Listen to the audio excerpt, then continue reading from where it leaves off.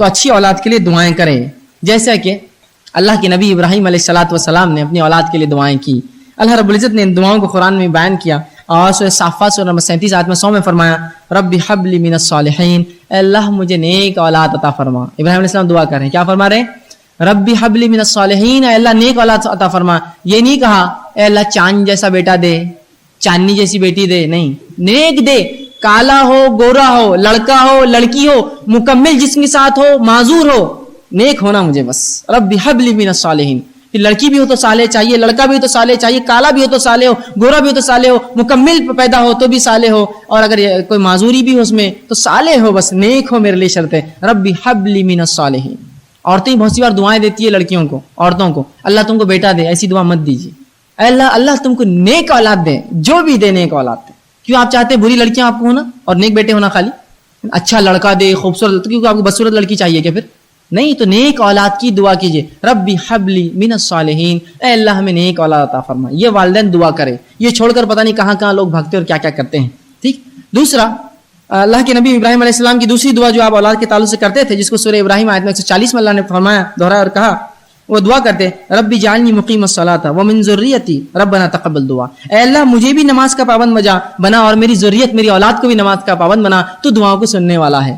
ابھی اولاد پیدا نہیں ہوئی تو کیا دعا کر رہے ہیں؟ مجھے بھی نمازی اور میری اولاد کو بھی نمازی بنا. تو یہ دعائیں اولاد کے لیے کیجیے. اے اللہ نیک اولاد دے، نمازی اولاد دے، ایسی اولاد دے جو دنیا کے اندر فائدے مند ہو میرے لیے، اور آخرت کے لیے فائدہ ہو، دنیا کے لیے نفع ہو. یہ دعائیں تو ہم کہاں کرتے ہیں؟ اے اللہ خوبصورت لڑکا دے، اے اللہ مالدار ہو. یہ دعا ٹھیک ہے، مالداری الگ چیز، اصل دینداری ہے، یاد رکھیے. اس کے ساتھ مال، اس کے ساتھ سب چلیں گا. دینداری کی دعا کیجیے، اللہ مجھے بھی نمازی بنا، میری ذریت اولاد کو بھی نمازی بنا. اے اللہ تو دعاؤں کو سننے والا ہے.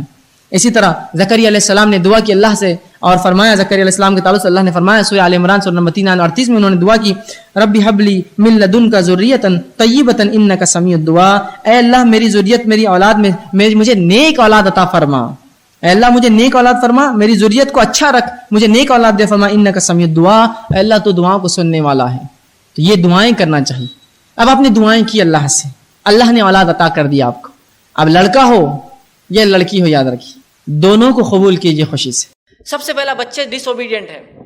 اب کیا ایجوکیشن دیں گے ان کو؟ آپ بیٹھو بولتے وہ کھڑے ہو جاتا ہے، اس کو پڑھو بولتے وہ سو جاتا ہے، اس کو سو بولے وہ جاگتے رہتا ہے. اوبیڈینٹ ہی نہیں، سنتا ہی نہیں آپ کی بات. اب سنیں گا نہیں تو کیا ایجوکیشن اور کیا کی تعلیم، اور کیا وہ کوچنگ اکیڈمی اور کیا کوئی اسکول اور کیا کوئی اکیڈمی بڑے سے بڑی آکسفورڈ میں چلے جائے اس کے لیے کریں گے، فیلئر ہو جائیں گا. ڈس اوبیڈینٹ، سنتا ہی نہیں ہے نا. یہ سب سے پہلا مسئلہ والدین بتاتے کہ بچے ہماری سنتے نہیں ہیں. میں کہوں گا جن والدین کے بچے سنتے نہیں ہیں، دینی تعلیم سے اس کو آراستہ کیجیے. اگر دینی تعلیم ملتی تو اسے پتہ ہوتا والدین کا مقام کیا ہے اور ان کی ناراضگی کا جو ہے نتیجہ کیا ہو سکتا ہے. سمجھ رہے ہیں بات کو؟ چونکہ میڈیا اور ٹی وی سے جو دیکھا اس میں یہی تھا ڈس اوبیڈینس، والدین کی خلاف ورزی ہی کرنا ہے. تو ہم نے دینی تعلیم نہیں، اس کا نتیجہ یہ والدین کا مقام نہیں پتہ چلا، مقام نہیں پتہ چلا، لہٰذا ڈس اوبیڈینس، ان کا انکار کرنا ایک عام مزاج بن چکا ہے آج بچوں کا. ٹھیک ہے، تو بچے سنتے نہیں ہیں، تو دینی تعلیم کی کمی. دوسرا، والدین کی قول اور فعل میں تضاد. والدین بولتے کچھ اور عمل کچھ کرتے، جس کی وجہ سے بچے ڈس اوبیڈینٹ ہو جاتے ہیں. سمجھ رہے آپ؟ قول اور فعل کے تضاد سے ہوتا ہے. مثال ایگزامپل، والد صاحب بچوں کو بول رہے ہیں اور لوگوں کو بھی کہہ رہے ہیں، تھک گیا یہ بچوں کو بول بول کے نماز کو جاؤ. بچے نماز کو میرے جاتے ہی نہیں، مار کے گھر سے بھیج رہے، چلو جاؤ نماز کو. بچے گھر سے نکلتے ہیں، ایسا گلی میں جاتے تو گھوم کے آتے ہیں. آپ پوچھتے بیٹے ابو نے آپ کو، ابا نے آپ کو، ڈیڈی نے آپ کو نماز کے لیے باہر بھیجے، تو بچہ کیا بولتا؟ ابو ہمیشہ بولتے خود تو اٹھ کے کبھی نہیں آتے، اس لیے ہم بھی گھوم کے آتے، دیکھنے والا کون ہے، ہم بھی گھومتے ایسا مسجد کی طرف اور آ جاتے. قول اور فعل میں تضاد والدین کی، جس کی وجہ سے بچے نافرمان ہو جاتے ہیں. والدین بول رہے نماز کو جاؤ، خود نمازی نہیں ہے. والدین بول رہے ایجوکیشن حاصل کرو، خود کی ذرہ برابر بھی تڑپ نہیں علم کے لیے. کیسے بچے ہوں گے؟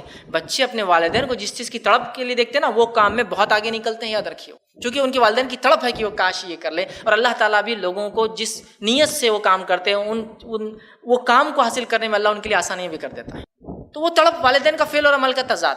تو یہ ہے کہ بچے نافرمان ہیں، تو ہمیں انہیں دینی تعلیم دینا ہے، والدین کا مقام بتانا ہے، اور ہمارے والدین کے قول اور فعل میں تضاد نہ ہو. یاد رکھیں. دوسری چیز جو ہے جو والدین وہ کرتے ہیں بچوں کے تعلق سے جو پیش کرتے ہیں، وہ یہ ہے کہ پڑھائی میں کانسنٹریٹ نہیں کرتے، دلچسپی کے ساتھ ہمارے بچے نہیں پڑھتے.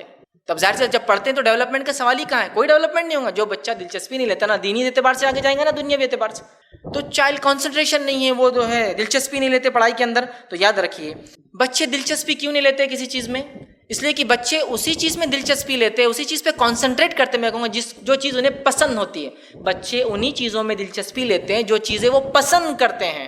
سمجھ رہے آپ؟ تو تعلیم کی اہمیت انہیں بتائیے، اس ایجوکیشن سے وہ کیا گین کریں گے بتائیے کہ بیٹا یہ جو تعلیم تم حاصل کر رہے ہو اس کا مقصد یہ کہ حلال روزی کا ذریعہ بنے گا، یہ ضروری نہیں ہے لیکن ایک ذریعہ بنے گا، یاد رکھیے، ٹھیک ہے؟ تو انہیں بتائیے بچوں کہ یہ حلال روزی کا ذریعہ ہے تمہارے، یہ تعلیم تمہیں تمیز سکھائیں گی، یہ تعلیم تمہیں عزت دلوائیں گی، یہ تعلیم تمہارے مقام کو بلند کریں گی، یہ تعلیم تمہیں اپنے دین کو بھی بہتر سمجھنے میں مدد کریں گی۔ چونکہ اس کو اہمیت نہیں پتہ ہے، وہ دلچسپی نہیں لیتا ہے، انٹرسٹ نہیں لیتا ہے، تو کانسنٹریٹ بھی نہیں کرتا اس چیز پر۔ جس چیز میں وہ دلچسپی لیتا ہے، دیکھیے ٹی وی ایگزامپل، دلچسپی لیتا ہے تو کیسا دیکھتا ہے، کتنا کانسنٹریشن، کہ آپ اس کے کانسنٹریشن کی حد دیکھیے کہ ٹی وی کے اندر ایک ولن ہیرو کو ایک پنچ مار رہا پیٹ کے اندر اور آپ کا بچہ اس کو دیکھ رہا ہے، جیسے ہی وہ پنچ ولن کے پیٹ میں پڑتا ہے آپ کا بچہ اچھل جاتا جگہ سے، غرق ہے، اتنا concentration, high level of concentration ہے، غرق ہے کہ وہاں مکہ جو اس کے پیٹ میں اس کے پیٹ میں جا کے لگ رہا وہ ہو رہا ہے۔ گیمز کھیلتے وقت کانسنٹریشن دیکھیے، دلچسپی ہے نا ان کی، گیمز میں ماؤس کے بٹن دبانے سے اندر کا کیریکٹر اچھل جاتا ہے لیکن وہ کیریکٹر کے ساتھ خود بھی اچھلتا ہو، ارے بیٹے یہاں رکھ کے بھی ہو سکتا ہے، نہیں، وہ دلچسپی کانسنٹریٹ کر رہا اور اتنا غرق ہے کہ وہ پارٹ ہے اس گیم کا۔ دلچسپی پیدا کریے ان میں اور وہ ہوں گی اہمیت بتائیے ان کو، تب کانسنٹریٹ کریں گے۔ بیٹے پڑھو، چل جاؤ کمرے میں پڑھ لو، ٹی وی آؤ ساتھ بیٹھ کر دیکھو۔ اب اس کو لگتا ہے یہ تعلیم بیکار چیز ہے، یار اکیلے بھیج دیتے پڑھنے کو بولتے، ٹی وی سب ساتھ مل گئے تھے، ٹی وی دیکھو، آؤ بیٹا اپن ساتھ بیٹھ کر پڑھیں گے، نکالو بک۔ میں ایک والد ہوں، میں ایجوکیٹڈ نہیں ہوں، بالکل انگوٹھا چھاپ عام زبان میں، لیکن یہ تو کر سکتا ہوں نا، میرے سامنے کتاب تو کھول کے بیٹھو بیٹا، میں دیکھتا ہوں تم کیسا پڑھتے۔ بچوں لوگوں نے میرا والد کتنا وہ کر رہا، دوسرے دن پھر بیٹھے آپ، پھر وہی کتاب، بیٹے آپ نے کل بھی یہ کتاب کھولی تھی، ہاں ابا وہ ایک چیز ہے میں نہیں سمجھ پایا، نہیں بیٹے دوسری بھی تو سمجھ رہا، اس کو لگے گا والد انٹرسٹ لیتا ہے، یہ بہت اہم چیز ہے، میرے والد بہت کچھ کر رہے ہیں، میری والدہ، ہم لوگ وہ دھیان ہی نہیں دیتے ہیں نا، دیکھیے اب کہاں دھیان دے رہے ہیں۔ تو کانسنٹریشن کے لیے، دلچسپی کے لیے ضروری ہے اس کو اہمیت بتائی جائے اور اس کا شغف، ایک ایسی لالچ ہو اس کو کہ وہ پھر اس چیز کی طرف بڑھیں گا، ٹھیک ہے؟ اسی طرح بہت سارے پیرنٹس کی ایک شکایت یہ بھی ہوتی ہے، مسئلہ یہ بھی ہوتا ہے کہ بہت پڑھتے ہیں مگر پھر بھی فیل ہو جاتے ہیں بچے، بہت پڑھتے ہیں ہمارے بچے 8 گھنٹے پڑھتے پھر اس کے بعد کیا فیل ہو جاتے ہیں، اب کیا کریں؟ تو یاد رکھیے اگر کوئی بچہ بہت پڑھنے کی بات بھی فیل ہو رہا ہے تو اس کا مطلب یہ کہ اس کا اسٹڈی کا میتھڈ ہی رانگ ہے، اس کا مطلب اسٹڈی کا میتھڈ ہی رانگ ہے۔ دروازے پہ پش ہے یا پل لکھا ہوا دیکھ رہا نہیں ہو، دروازے پہ اگر پش لکھا ہوا دبانا ہے اور وہ کھینچتے کھڑا ہے پوری رات، اس کو کھینچ رہا صبح تک کو حل نہیں نکل رہا، چونکہ اس نے دیکھا ہی نہیں اس پہ کیا لکھا ہوا تھا۔ ایک مسئلہ فارمولا یہ تھا کہ وہ پش دھکا دینے کا دروازہ تھا اور وہ ساری رات 8 گھنٹے کھینچ رہا تھا، تو گویا وہ رائٹ کائنڈ آف اسٹڈی نہیں کر رہا ہے، اس کو ڈائریکشن نہیں مل رہا ہے اس کو، جس کی وجہ سے کیا ہو رہا ہے 8 گھنٹے تو پڑھ رہا ہے لیکن اس کو 8 گھنٹے کے بعد بھی کیا سمجھا، کچھ بھی نہیں۔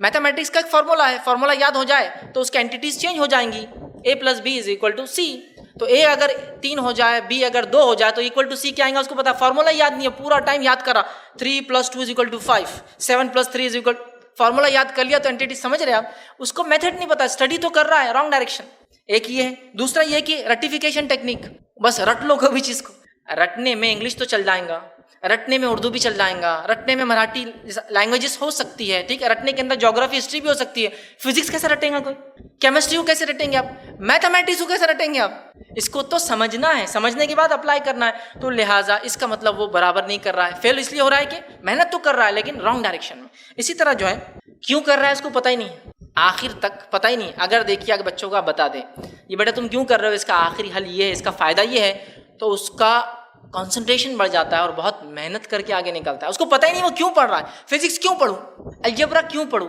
میتھمیٹکس کیوں پڑھوں، جغرافی کیوں پڑھوں، ہسٹری کیوں پڑھوں۔ کبھی بٹھا کے سمجھے بیٹے دیکھو تاریخ پڑھنے سے آپ کو اپنے آباء و اجداد، اپنے اسلاف، اسی کے ساتھ ساتھ دیگر قوموں نے کیا کیا، اس علاقے کی تاریخ پتہ چلیں گی۔ جغرافیہ پڑھنے سے بیٹا آپ کو بہت ساری باتیں زمین کے تعلق سے، کون سے اناج کس موسم میں ڈالے جائے، یہ ہوں گا، کاشتکاری جب تم کرو گے ہائیلی ٹیکنالوجی کے ساتھ تو تمہیں تب یہ فائدہ دیں گے، یہ سب چیزیں اس کو اپلیکیبلٹی جس کو کہتے ہیں نا، یہ سائنس یہ چیز کہاں لاگو ہے، یہ تو کر سکتا نا ایک باپ اور ماں بیٹھ کر سمجھا سکتے ہیں، کیجئے، یہ نہیں کریں گے آپ تو بچے یاد رکھیے کتنا ہی پڑھیں گے فیل ہو جائیں گے۔ چوتھی چیز جو بچے والدین مسئلہ ہے شکایت کرتے ہیں یا بہت فکر میں رہتے ہیں وہ یہ ہے کہ پڑھائی تو بہت کرتے ہیں، محنت بہت کرتے ہیں، لیکن ایگزام میں لکھ نہیں پاتے یا بھول جاتے ہیں۔ پڑھائی بہت کیا، سب کچھ ہے، جب آپ نے سنا بھی دیا، لیکن ایگزام میں جاتے بھول جا رہا ہے یا لکھ نہیں پا رہا، جس کی وجہ سے رزلٹ اچھا نہیں آ رہا ہے۔ تو اس کے لیے یاد رکھیے اس کی سب سے بڑی وجہ جو بچے ایگزام میں لکھ نہیں پاتے، اس کی وجہ ان کے ذہنی کمزوری نہیں ہے، اس کی وجہ وہم ہے، شک کیا ہے، کسی نے پڑھتے پڑھتے ایک بار کہہ دیا بیٹے زیادہ دن پہلے نہیں پڑھنا، بھول جائیں گے تم، اب زیادہ دن پہلے پڑھ کے جب وہ گیا اور جب کتاب کھولا اور واقعی میں نہیں آتا، ارے بھول گیا میں، اس کا مطلب میں اگر بہت جلدی اسٹڈی کر لیا نا بھول جاتا. اب یہ وہم مضبوط ہوتا جاتا ہے. تو سب سے بڑی چیز وہم میں یاد رکھی. ہوتا ہے ایسا کبھی ذہنی اعتبار سے کہ انسان نے 10 نکات یاد کی، بچوں نے، بہت سے اسٹوڈنٹس یہاں وہ جانتے ہیں 10 پوائنٹس ایٹ لیسٹ، لیکن 2 مہینے بعد 3 پوائنٹس تو یاد ہوں گے نا. کہ نہیں سب بھول کے ایسا ہوتا ہی نہیں، 3 پوائنٹ 4 پوائنٹ تو یاد ہوں گے. اب ریوائز کیجیے اس کو. لیکن یہ وہم اپنا لیتے، نہیں میں بھول جاتا، نہیں میں بھول جاتی، نہیں میں بھول جاتا، ایگزام میں بھول جاتا، اور واقعی میں وہ ایسا ہوتا ہے وہم کام کر جاتا اور آپ بھول جاتے ایگزام جب آتا ہے. تو یہ ہوتا ہے. دوسرا، جب بچے پڑھے، بچے بھی اس چیز کو یاد رکھے، جو طلباء ہے، جو اسٹوڈنٹس ہیں، جب آپ پڑھے تو جو ہے اسمارٹ ٹیکنیکس اور کوڈس کے ذریعے آپ یاد کیجیے چیزوں کو. جیسا کہ آپ کا کوئی ایک مسئلہ ہے، کوئی چیز آپ یاد کر رہے ہیں، اس میں 10 پوائنٹس ہیں، ان پوائنٹس پہ آپ کو لکھنا ہے. تو وہ 10 پوائنٹس کا کچھ نہ کچھ ایک ٹیکنیک ایجاد کر لیجیے کہ اس سے یہ آتا. سمجھ لیجیے پوائنٹ نمبر 1 کا اے سے شروع ہو رہا، دوسرا بی سے چالو ہو رہا، تیسرے کا جو ڈی سے، تو اے ڈی ایڈ. یہ 3 پوائنٹس پہ یہ مسئلے کا حل ہے. ایڈ کا اے سے یہ، دوسرے اے سے یہ، ڈی سے یہ. سمجھ رہے آپ؟ ایک ٹیکنیک آپ نے اسے کوڈ نکال لیا، اس سے آپ نے یاد کر لیا اور بہت آسانی سے پوائنٹس یاد آ گئے. آپ کو جیسی کوشچن پوچھا گیا آپ نے لکھا 3 پوائنٹس پہ یہ کوشچن ہے اور آپ کو یاد ہے ایڈ اس کا آنسر ہے، اے سے یہ اور ڈی سے یہ. چلو ہو گیا. ٹیکنیکس جیسا ایک مثال دیتا ہوں میں. بہت دنوں تک میں یہ چیز جب درس دیتا تھا تو مشکلیں پڑ جاتا تھا کہ حابیل نے قتل کیا کہ قابیل نے قتل کیا. آدم علیہ السلام کے بیٹے میں سے کس نے کس کو قتل کیا یاد نہیں ہوتا تھا. پھر میں نے سوچا اب اس کے لیے کچھ ٹیکنیک ہونا چاہیے. تو پھر ٹیکنیک یہ تھی، قاف سے قابل اور قاف سے قاتل، دونوں کیوں سے آتے ہیں. تو قابل قاتل ہے چونکہ دونوں قاف سے ہیں. اب قابل قاتل ہے، یہ میرا پارٹ ہو گیا. اب کبھی بھی آدھی رات کو پوچھیے مجھے، بالکل قاف سے قابل قابل ہی ہے شیور. بہت سے لوگ بولتے ہیں قابل تھا جلدی بولو کون تھا. آپ کنفیوز ہوتا ہے. تو قاف سے قابل اب یاد ہو گیا مجھے. سمجھ رہا؟ ٹیکنیکس، ایسی ٹیکنیکس بچے رکھیں جس سے ان کو بہت فائدہ ہوگا. 5ویں چیز جو کمپلین آتی ہے وہ یہ ہے کہ والدین سے بچے جھوٹ بولتے ہیں.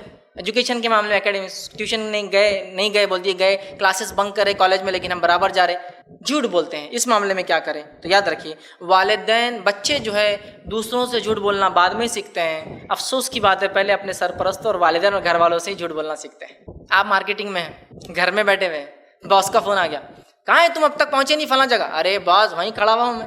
اب بچہ سن رہا، ابو تو یہاں ہے اور بول رہے باس کو وہاں ہے. اس کا مطلب ایسا بولنا درست ہے.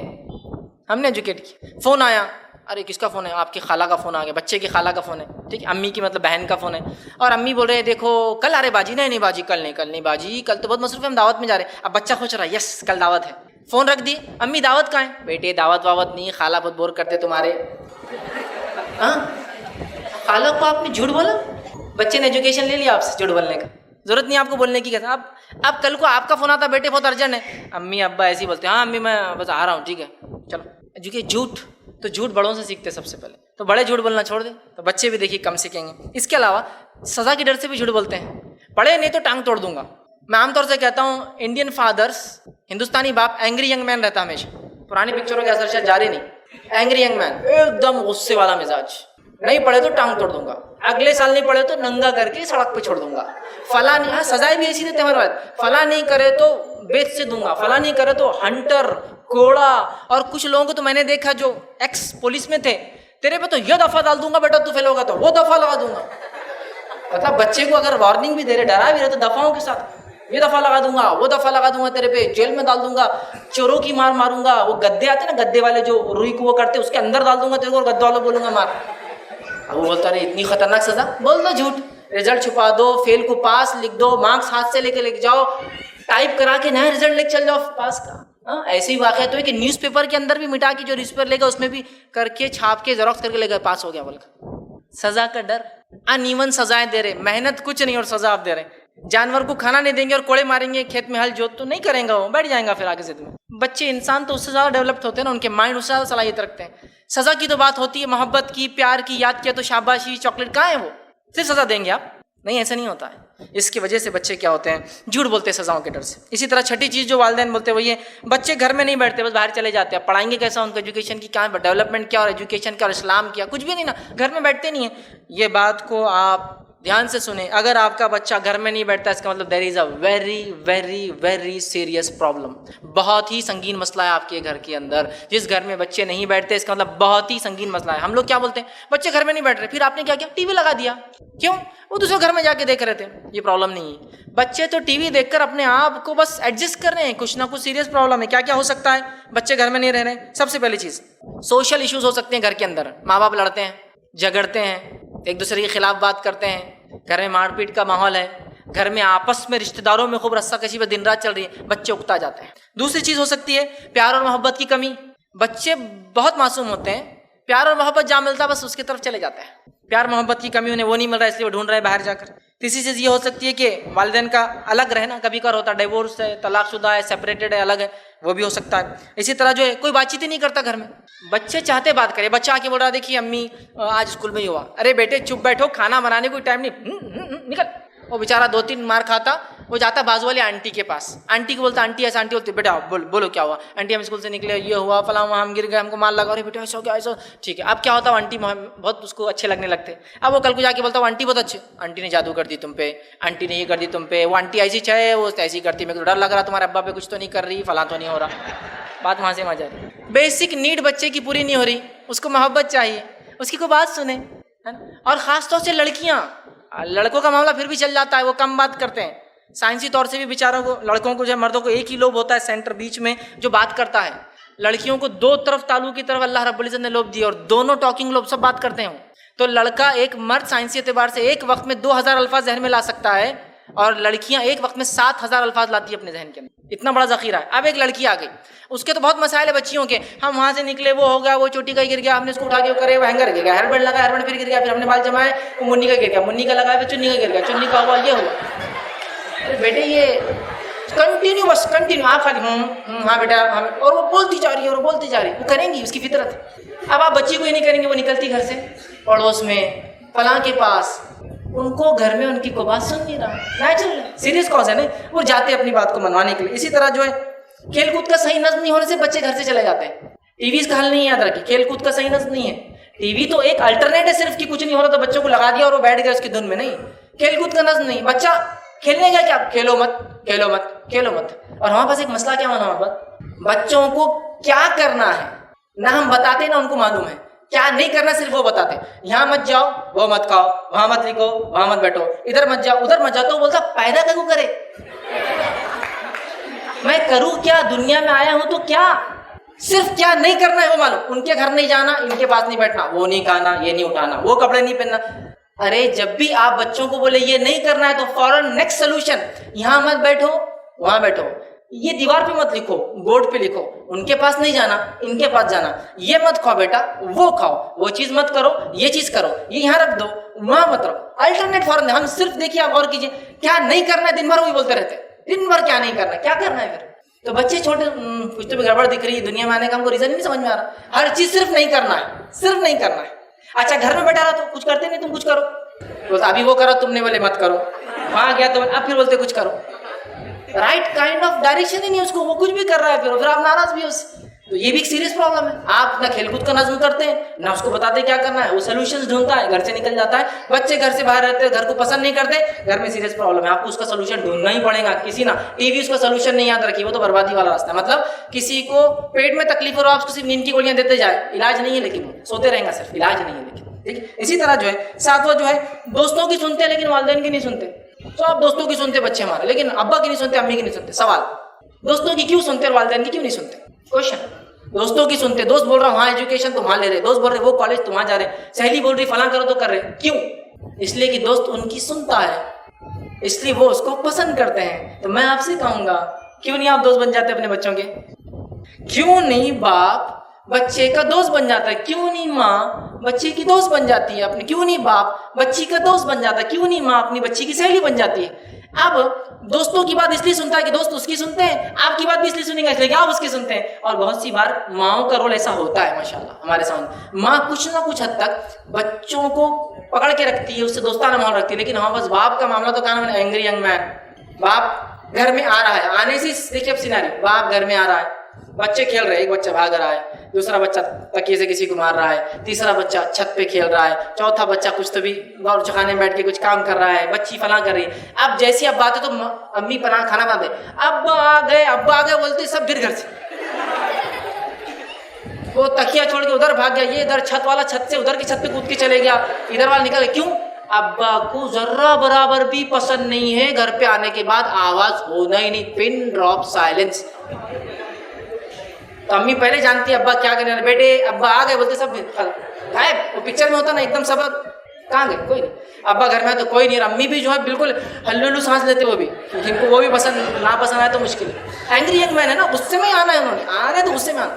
کھانے کو بیٹھے, ایک آدھ چھوٹا بچہ آ گیا, وہ اس کو نہیں سمجھا کہ ابا کے سامنے نہیں آنا, چھوٹا کھاتے کھاتے آ گیا. اب بیچارے نے کچھ کھایا بھی تو پھوڑ میرے سامنے آئندہ یہ اولاد نہیں دکھنا میرے کو. کیوں؟ چھوٹا بچہ نہیں ڈسٹرب کر رہا میرے کو. تو گویا باپ کھاتے وقت باپ نہیں ہے, بلی ہے. بلی, آپ کو بلی کی خصوصیت معلوم؟ بلی اور شیر کی. کھاتے وقت بلی اور شیر کی نسل کسی کو بھی پسند نہیں کرتی کہ وہ شیئر کرے. اپنی بلی کو بھی آپ گوشت ڈالیے اور نزدیک جائیے تو آپ پہ بھی غراتی ہو اور پنجہ مارتی ہے. کیوں؟ اس کو پسند نہیں. تو اینگری ینگ مین مطلب یہ کیا مزاج ہو گیا باپ کا؟ کچھ ہی نہیں, ایک چیز بھی نہیں. ہونا تو یہ تھا کہ والد صاحب آ گئے تو بچے مایوس تھے, ناراض تھے, پڑوس میں سب بھاگ بھاگ کے آ رہے, ابا آ گئے, ابا آ گئے. اب ہم کو آنا ہے, ابا آ گئے, وہ سب بھاگ جا رہے ہیں. اب جب ریلیشن رہیں گے تو میں آپ سے سوال کرتا ہوں, وہ کیوں سنیں گے آپ کی بات؟ کیوں سنیں گے؟ اب ابا کا معاملہ بھی کیا ہے, ابا ڈائریکٹ بات نہیں کرتے, بہت اونچا معاملہ ہوتا. ابا بولے تو اب کیا بولوں اس کے لیے, جہاں پناہ اور کیا کیا بول کے آنا پڑتا. ان کی عزت اگر میری محفوظ رہے, میری جان بخش دی جائے تو میں سوال کروں, یہ کرنا پڑتا. اب ابا گھر میں آئے تو ابا بیوی کو بولتے, بول دو تمہارے اس لاڈلے کو یہ نہیں ہونا. وہ بیچاری امی آتے پوسٹمین کے ساتھ, وہ ابا بول رہا ایسا نہیں کر, وہ بولتا جاؤ جی بول دو ان کو, میں نہیں سنتا ان کی بات. امی جا کے بولتے بچہ بول رہا, ابا آپ کی نہیں سنتا, بولتے جاؤ فلاں. کیا ہے, کہاں کے بادشاہ بن کے بیٹھے ہوئے آپ؟ اگر گراؤنڈ لیول پر آئیے, نیچے اتریے, بات کیجیے ان سے.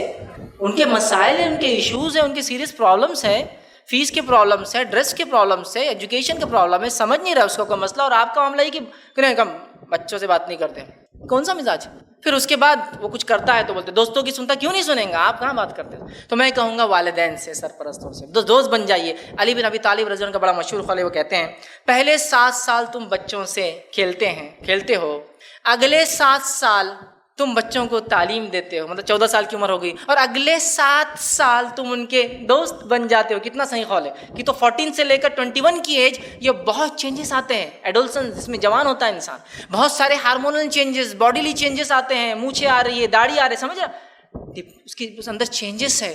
اس کو کون بات کرے گا, کون اس کے مسائل کھل دیں گے, کون اسے سمجھائیں گا؟ تو کتنا پیارا قول فرماتے, تم 7 سال بچوں سے کھیلتے ہو, 7 سال تعلیم دیتے ہو, 7 سال دوست بن جاتے ہو. بن جائیے دوست. وہ سنیں گے, آپ دوست نہیں بنیں گے تو پھر اٹھائیے مسائل کا, کوئی حل نہیں ہے اس کا. ٹھیک ہے, تو والد چاہیے دوست بن جائے, والدہ چاہیے. لیکن میں دوست بولے تو یہ نہیں بول رہا ہوں کہ والد صاحب آ کے بیٹا کون سی پسند ہے بتا دو, میں کچھ کالج میں کل آ کے بات کرتا ہوں. یہ دوستی نہیں, یہ دوستی کی میں ہرگز بات نہیں, یہ فحش ہے, یہ برائی ہے.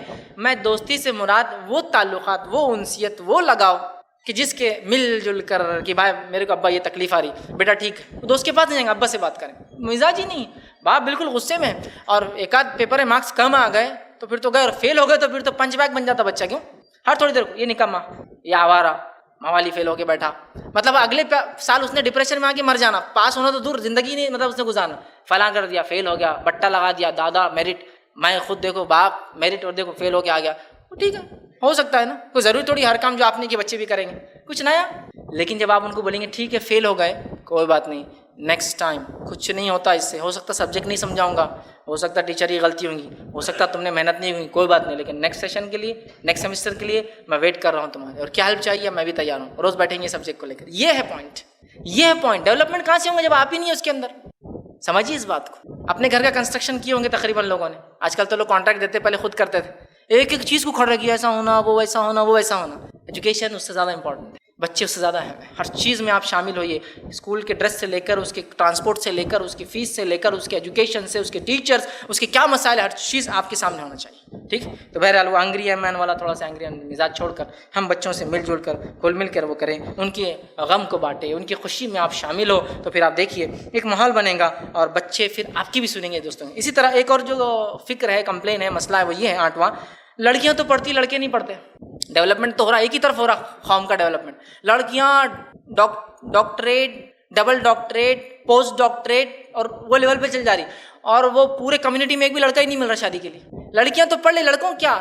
میں یہاں گزارش کروں گا, بہت سارے اسٹوڈنٹس یہاں بیٹھے, اور خاص طور سے لڑکے بھی یہاں, میں آپ سے گزارش کروں گا, کہاں ہیں آپ لوگ؟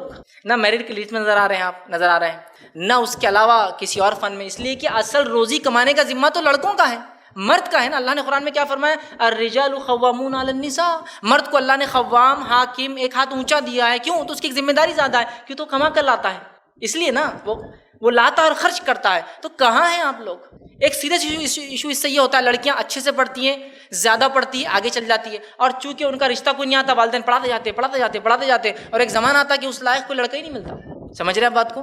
تو یہ بہت سنگین مسئلہ ہے. لڑکے بھی پڑھے، لڑکیاں بھی پڑھے، اور والدین لڑکی اور لڑکے کی پڑھائی کے فرض سے اندازہ لگا لیجیے آپ کو لڑکے کے لیے کیا کرنا ہے. بچی پہ جو سختیاں بچے پہ بھی لاگو کیجیے وہ سب، تو وہ بھی پڑھیں گے انشاءاللہ. سمجھ رہے آپ؟ یہ چیز کو آپ کو بیلنس لے کر چلنا ہے، تو انشاءاللہ عزیز یہ بات ہوں گی. اور یہ بہت بڑا مسئلہ ہے، اگر یہ مسئلے کا حل نہیں نکالا تو کمانے والے ختم ہو جائیں گے اور خوام ڈپینڈ ہو جائے گا کسی پہ. یاد رکھیے پھر ایسی جگہ رشتے ہوں گے جہاں وہ کتنا لاتی ہے اس کے اعتبار سے، اور دوسرا شادیاں مشکل ہو جائیں گی. اس بات کو سمجھیں، ٹھیک ہے؟ اسی طرح جو ہے میں یقیناً اس سے لڑکیوں کو ڈرا نہیں رہا ہوں کہ مت پڑھیے. میں یہ کہنا چاہ رہا ہوں لڑکوں آپ آگے بڑھیے، خوب سے خوب پڑھیے، اس لیے کہ اصل کمانے کا ذمہ آپ کا اس فن سے. اسی طرح نویں چیز جو ہے شرارت بہت کرتے ہیں، ہنگامہ بہت کرتے ہیں. بچے شرارت بہت کرتے ہیں، ہنگامہ بہت کرتے ہیں، بہت مسئلہ ہے. تو میں کہوں گا اس معاملے میں تھوڑا سا پیرنٹس نے ڈیل دینا بھی چاہیے. تھوڑی وہ شرارت شریعت کے دائرے میں رہتے ہوئے کر لے تو کیا مسئلہ ہے؟ اس لیے کہ بچے شرارت نہیں کریں گے تو کون؟ میں اور آپ کریں گے. کون کریں گے شرارت؟ میرا بچہ وہ شریر ہے. ارے تو بچہ شریر نہیں ہے، تم شریر ہے. کیوں؟ بچہ تو وہ کر رہا ہے جس فطرت پہ اللہ نے اس کو پیدا کیا ہے. والد شرارت کر رہے ہیں کہ اس کی فطرت کو نہیں سمجھ کے اس کو دبا رہے ہیں. سمجھے آپ؟ بچے شریر ہوتے ہیں، ان کی فطرت کا پارٹ ہے، لیکن شریعت کے دائرے میں، اس لیے کہہ دیا نا میں نے شریعت کے دائرے میں، with in the limits of Shariah. شریعت جو بتاتی ہے شرارت کے حدود، مذاق کے حدود، دل لگی کے حدود، ایک دوسرے سے بات چیت کرنے کے حدود، مذاق کرنے، وہ لمٹس کے اندر بالکل جائز ہے، کوئی مسئلہ نہیں. ٹھیک ہے؟ تو شرارت کی حد تک میں کہوں گا ہاں غیر شرعی ہے تو پھر اس کو روکنا چاہیے. شریعت کے دائرے میں ہے تو اس کی چھوٹ بھی دینا چاہیے. کہ آپ دیکھیے ایسا کتنی بار ہوتا ہے کہ کوئی بچہ اپنے والد پہ جوک مار دے. ہو سکتا ہے ایسا؟ والد پہ جوک مارا بولے تو گیا وہ، روزی روٹی بند اس کی، کل سے پاکٹ منی بند، باپ کا مذاق. لیکن آپ اس کو یہ نہیں سکتے کہ ہیومرس ماحول میں بیٹا اپنے باپ پہ کو کمنٹ پاس کرا. ہو سکتا ہے نا؟ ہو سکتا ہے، کیوں نہیں ہو سکتا ہے؟ کر سکتا ہے وہ. شریعت میں ایسے بہت سارے واقعات ملتے ہیں کہ باپ بیٹے ایک دوسرے کا مذاق ہو رہے، بیٹا باپ کا کبھی، یہ شریعت کے دائرے کے اندر، حدود کے اندر. اور ہو سکتا ہے ہمارے پاس نہیں، باپ کا وقار چلے جا رہا ہے. ارے وقار تو تب ہوگا جب تمہاری اولاد عزت کرے تو نا. عزت دیکھیے ایسا دبا کے نہیں لی جاتی، عزت وہ ملتی ہے. یاد رکھیے اس لیول پہ انسان کو جانا ہے. اپنے والد اور والدہ ہونے کا حق ادا کیجیے، بچوں کی طرف سے عزت ملی. نہیں کرتے پھر اللہ کے پاس وہ جواب دیں گے. ٹھیک ہے؟ تو بہرحال تھوڑی بہت شرارت ٹھیک ہے شریعت کے لمٹ میں. 10واں پوائنٹ جو ہے، کچھ بچے ہم کو دھمکی بھی دیتے، بھائی پڑھو بولے تو بھاگ جاؤں گا، پڑھنے کا نہیں بولنا، بھاگ جاؤں گا. اگر یہ بولے تو وہاں چل جاؤں گا، ادھر نہیں آؤں گا. سمجھ رہے آپ؟ وان. اور یہ بات بھی کچھ جگہ سامنے، میرے کو اگر فلاں کرے تو میں بہت ڈپریس ہے، خودکشی کر لیتا ہوں. بہت ابا یہ بڑے تو بھاگ کے جاتے ہیں تو خودکشی کر لیتا. یہ موڈ میں کبھی بھی بچوں کو دھمکی کے موڈ میں مت آنے دیجیے. اس لیے کہ انسان وہی دھمکی دیتا ہے جب وہ دیکھتا ہے اب سارے راستے بند ہیں. آپ ایک چوہے کو ماریے کبھی، ریٹ، چوہا، وہ بھاگ رہا ہے، آپ اس کے پیچھے، وہ بھاگ رہا ہے. جب وہ دیکھتا ہے دیوار سامنے ہے تو پلٹ کے کھڑے ہو جاتا ہے. پھر اس کو معلوم ہے آگے راستہ نہیں، اٹیک کرو یا مر جاؤ، دونوں میں سے کوئی ایک چیز، تو پلٹ جاتا ہے. ایک بلی کو آپ ماری، مار کھاتی بھاگتے، لیکن جب دیکھتی دیوار آ گئی وہ بھی پلٹ جاتی ہے. کیوں؟ اب وہ بولتی ہے اٹیک ضروری ہے اس لیے کہ اب میں بھاگ نہیں سکتی. تو بچہ بھی اگر وارن کر رہا ہے، دھمکی دے رہا ہے، اس کا مطلب اس کے پاس کوئی سولوشن باقی نہیں رہا. اس کو لگ رہا ہے الٹیمیٹ وارننگ یہی ہے، میں نہیں پڑھوں گا، اس لیے کہ آپ نے بہت زور دے دیا. نہیں بیٹے تم انجینئر نہیں بن رہے، ابا 10 سال سے میں انجینئرنگ میں ایڈمیشن لیا ہوں، اب تک نہیں جا رہا ہوں، میرے کو آپ نے BSc کیوں نہیں کرنے دیا؟ نہیں یہ تو خاندان کی شان، پورے انجینئر سے اور کوئی بھی میکینیکل سے نیچے نہیں ہے بیٹے. تو سوال ہی نہیں آتا کہ تم دوسرے کو فیلڈ کرو. 10 نہیں، تم اور 10 سال لگا، اس میں کوئی مسئلہ نہیں، اور 10 سال، لیکن وہی کرنا. الٹیمیٹلی وہ کیا بولتا؟ اب مر جاتا میں. میرے ساتھ والوں کے بچے آ کے میرے کو اب جو چاچا بول رہے ہیں، اور ابھی میرے کو ابھی میں ایجوکیشن میں اسٹوڈنٹ ہی ہوں. اندازہ لگائیے آپ کیا کر دیا ہم نے حال. اس کی چوائس کیا تھی؟ آپ نے کیوں اس کو ایسی جگہ لے گئے؟ کیا وہ دھمکی دینے پہ مجبور ہے؟ خامخواہ کے اگر دھمکی دے رہا ہے تو غلط بات ہے، لیکن سیریس بھی ہوتی کبھی وارننگس. تو اگر کوئی بچہ دھمکی دیتا تو میں والدین سے کہوں گا اس کا کوئی راستہ نہیں تھا، اس لیے اب وہ پلٹ کر آ رہا ہے. آپ کیوں؟ یہ فیز آنے سے پہلے نا سلوشن ڈھونڈ لیجیے. اولاد کی تربیت کا پہلا مرحلہ اولاد کی پیدائش کے بعد نہیں شروع ہوتا ہے. اولاد کی تربیت کا پہلا مرحلہ اس کے لیے صحیح ماں کے انتخاب سے شروع ہوتا ہے. اسلام میں اولاد کی تربیت پیدائش کی بات فکر نہیں ہوتی ہے. اس کے پیدا ہونے سے پہلے اس کے لیے صحیح ماں کا انتظام وہاں سے ہوتی ہے شروع. یاد رکھیے. تو سب سے پہلے نیک بیوی کی تلاش یا نیک بہو کی تلاش. گھر کا اگر ذمہ دار ڈھونڈ رہا ہے تو نیک بہو کی تلاش کریں گا. خود فرد انسان ڈھونڈ رہا ہے تو وہ نیک بیوی کی تلاش کریں گا. سب سے پہلا کام اولاد کی تربیت میں اس کا حق ہے. عمر ابن خطاب رضی اللہ عنہ کے پاس ایک مرتبہ ایک نوجوان کا واقعہ ہوا کہ اس کے والد نے اس نوجوان کو کھینچ کر عمر ابن خطاب رضی اللہ عنہ کے پاس اور کہا امیر المومنین میرا بیٹا میرے حقوق نہیں دیتا، میرے ادھیکار، میرے رائٹس نہیں دیتا ہے، نصیحت کیجیے، واعظ کیجیے، اسے سمجھائیے. امیر المومنین کچھ بولنے سے پہلے اس لڑکے نے کہا امیر المومنین 1 منٹ رکیے، ذرا رکیے، پہلے یہ بتائیے میرے والد کے مجھ پر کیا حق ہے، اس سے پہلے یہ بتائیے میرے کیا حق تھے میرے والد پر. اور سوال فطری تھا، پہلے اولاد تو بعد میں آتی ہے، تو ظاہر سی تو اس کے پہلے حق ہوتا ہے، جب بڑی ہوتی تو والدین کی دیتی ہے۔ تو امیر المومنین نے کہا اولاد کا پہلا حق یہ ہے کہ اس کے لیے نیک ماں کی تلاش کی جائے، دوسرا حق یہ ہے کہ اس کا اچھا سا نام رکھا جائے، تیسرا حق یہ ہے کہ اس کی صحیح سے تربیت کی جائے، پڑھایا اور لکھایا جائے۔ تو اس لڑکے نے کہا امیر المومنین، جو میرا والد میری کمپلین لے کر آیا، شکایت لے کر آیا ہے، سب سے پہلے اس نے میرے نیک ماں کا انتخاب نہیں کیا، ایک مجوسیہ سے اس نے شادی کی، دوسرا میرا نام جو میرا حق تھا دوسرا کی اچھا رکھے، میرا نام گبریلا رکھ دیا۔ گبریلا سمجھتے ہیں؟ وہ گوبر کے اندر کیڑا ہوتا ہے ایک بڑا کالا، وہ گوبر جمع کرتا رہتا ہے، میرا نام صحیح نہیں رکھا، اور میری تعلیم اور تربیت میں اس نے جو ہے کوئی محنت اور مشقت نہیں۔ تب امیر المومنین عمر ابن خطاب رضی اللہ عنہ نے جو ہے فرمایا اور کہا کہ تم اپنی اولاد کا حق نہیں دیتے ہو، اور اولاد بڑی ہونے کے بعد جب تمہارے حق نہیں دیتی ہے تو مجھ سے آ کے حقوق مانگتے ہو اس کے۔ سمجھ رہے بات کو؟ تو اولاد کا پہلا حق شروع ہوتا ہے، تربیت کا پہلا مرحلہ، فرسٹ سٹیج اس کی پیدائش کے بعد سے نہیں۔ اس بات کو خاص دھیان دے، وہ ہے نکاح کے لیے صحیح لڑکی کا انتخاب، صحیح لڑکے کا انتخاب، صحیح بہو کا انتخاب، صحیح داماد کے انتخاب سے شروع ہوتا ہے۔ اس لیے کہ ایک دیندار لڑکی ہی اپنے اولاد کو دین سکھائیں گے، ایک دیندار باپ ہی جو ہے، لڑکا جو باپ بنے گا وہی اپنے بچوں کو دین کی تعلیم دے گا۔ اب یہ مرحلے کو چھوڑ کر آپ کہیں گے آپ کیسے ہمارے بچوں کی تربیت کریں، تو آپ اگر پہلی سٹیپ میں گر جائیں گے تو باقی کا کیا ہوگا؟ دینداری کو اپنے نکاح میں ترجیح دیجیے۔ ہم کہاں دینداری کو اپنے نکاح میں آج ترجیح دے رہے ہیں؟ تمام چیز دنیا داری والا معاملہ ہوتا ہے، لڑکی پسند کرنا ہے دنیا داری، لڑکا پسند کرنا ہے دنیا داری، دینداری کو سب سے پہلے ترجیح دیجیے۔ اور نبی اکرم صلی اللہ علیہ وسلم نے اس بات کی وضاحت کر فرمایا، لوگ عورتوں سے 4 چیزوں کی وجہ سے نکاح کرتے ہیں، متفق علیہ روایت ہے، صحیح بخاری مسلم۔ لوگ عورتوں سے 4 چیزوں کی وجہ سے نکاح کرتے ہیں۔ پہلا ولی مالیہا، اس کے مال کو دیکھ کر لوگ نکاح کرتے ہیں۔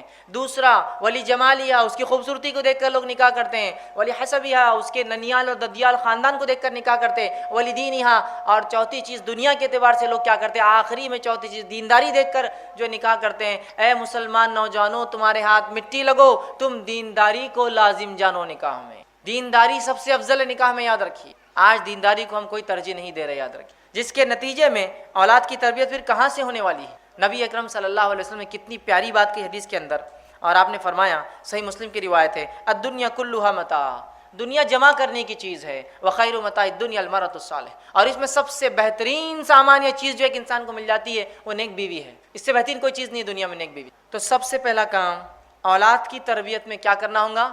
نیک بیوی کا انتخاب، نیک شوہر کا انتخاب، نیک بہو کا انتخاب، نیک داماد کا انتخاب۔ اب جب 2 نیک لوگ ملیں گے تو نسلیں نیک ہوں گی، جب 2 بد لوگ ملیں گے تو نسلیں بری ہوں گی۔ یہ اللہ کا فضل ہے کہ اس امت کو نکاح کی اس نے اجازت دی، بلکہ حکم دیا، ورنہ دیگر قوموں میں یہ ہوتا ہے نیک لوگ شادی نہیں کرتے اور ان کی نسلیں کم ہوتی ہے، برے لوگ نکاح کرتے ہیں اور وہ بڑھتے جاتے ہیں۔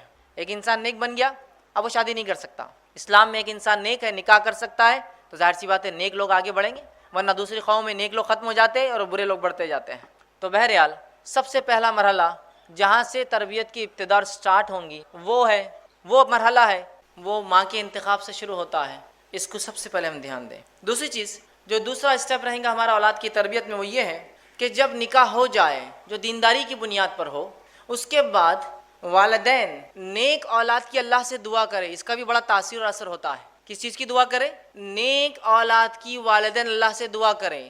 افسوس کی بات یہ ہے بہت سے لوگ نکاح کرتے ہیں لیکن کبھی نیک اولاد کی دعا نہیں کرتے ہیں۔ نیک اولاد کی دعا کرنا یہ انبیاء علیہ الصلاۃ والسلام کی سنت ہے نکاح کے بعد، لیکن آج ہم دعائیں نہیں کرتے ہیں۔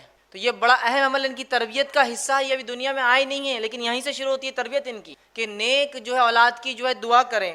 ہمارے پاس تو عام طور سے یہ ہوتا ہے کہ اگر نکاح کے بعد اولاد نہ ہو تو لوگ مختلف قسم کے شرک اور بدعت میں لگ جاتے ہیں۔ ایک تو یہ پارٹ ہے، اگر اولاد نہ ہو تو مختلف قسم کے شرک اور بدعت میں لگ جاتے ہیں۔ اندازہ لگائیے جو اولاد شرک اور بدعت کے بنیاد پر وجود میں آئیں گی وہ اولاد کہاں سے اللہ کی توحید پر چلنے والی ہوں گی؟ شرک اور بدعت میں لگ جاتے ہیں۔ اور دوسرا ایک عجیب حال رہتا ہے اس امت کا کہ جب کسی کا نکاح ہو جاتا ہے بس ہر تھوڑے دن کو گڈ نیوز کب ہے، گڈ نیوز کب ہے۔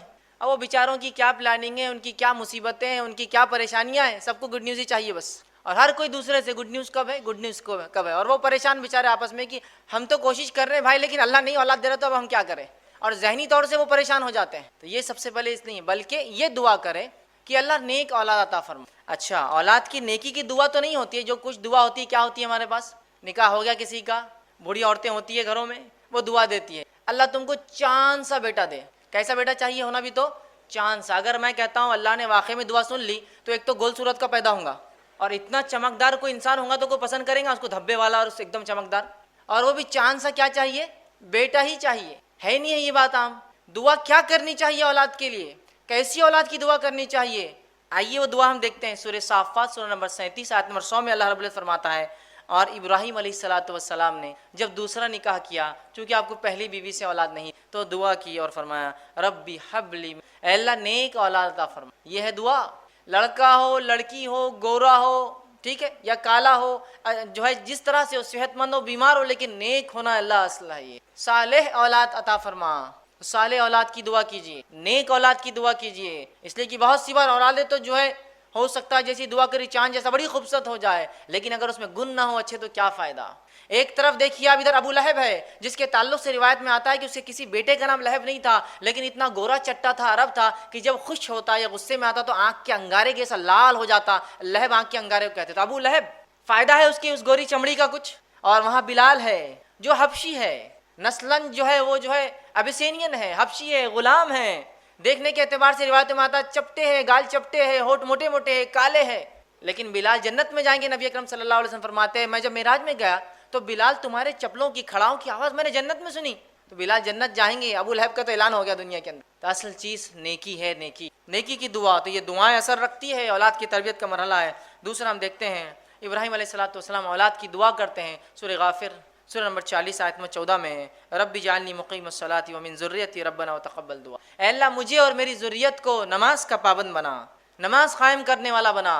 اولاد پیدائش سے پہلے نیک اور نماز قائم کرنے والے اولاد کی دعائیں ہو رہی ہیں. اسی طرح زکریا علیہ السلام نے جب دعا کی اولاد کی, سورہ آل عمران سورہ نمبر 38 میں اللہ نے فرمایا کہا رب ہب لی من لدنک ذریۃ طیبہ, اے اللہ مجھے نیک اولاد عطا فرما. تو نیک اولاد کی دعا ہو, نکاح کے لیے نیک لڑکی کا انتخاب, اس کے بعد اولاد کے لیے نیک ہونے کی دعائیں کی جائے. دوسرا اسٹیپ ہے. تیسرا مرحلہ جو ہمیں کرنا ہے, تیسرا اسٹیپ اولاد کی تربیت میں, وہ کیا ہے؟ وہ یہ ہے کہ اسلامی طریقے سے اولاد کا استقبال ہوگا جب وہ دنیا میں آئیں گی. ہمارے پاس جب اولاد اللہ دے دیتا ہے, عطا فرما دیتا ہے, اس کا استقبال غیر اسلامی رسومات سے ہوتا ہے. جس کام کی شروعات ہی غیر شرعی ہو اس کا خاتمہ کیسا ہوگا اندازہ لگا لیجیے. غیر اسلامی رسومات سے ویلکم کرتے اپنے چلڈرنس کو, اپنے بچوں کو ہم لوگ اس دنیا کے اندر. اسلامی رسومات سے ویلکم کیجیے. اور اسلامی رسومات کیا ہے ویلکم کرنے کے؟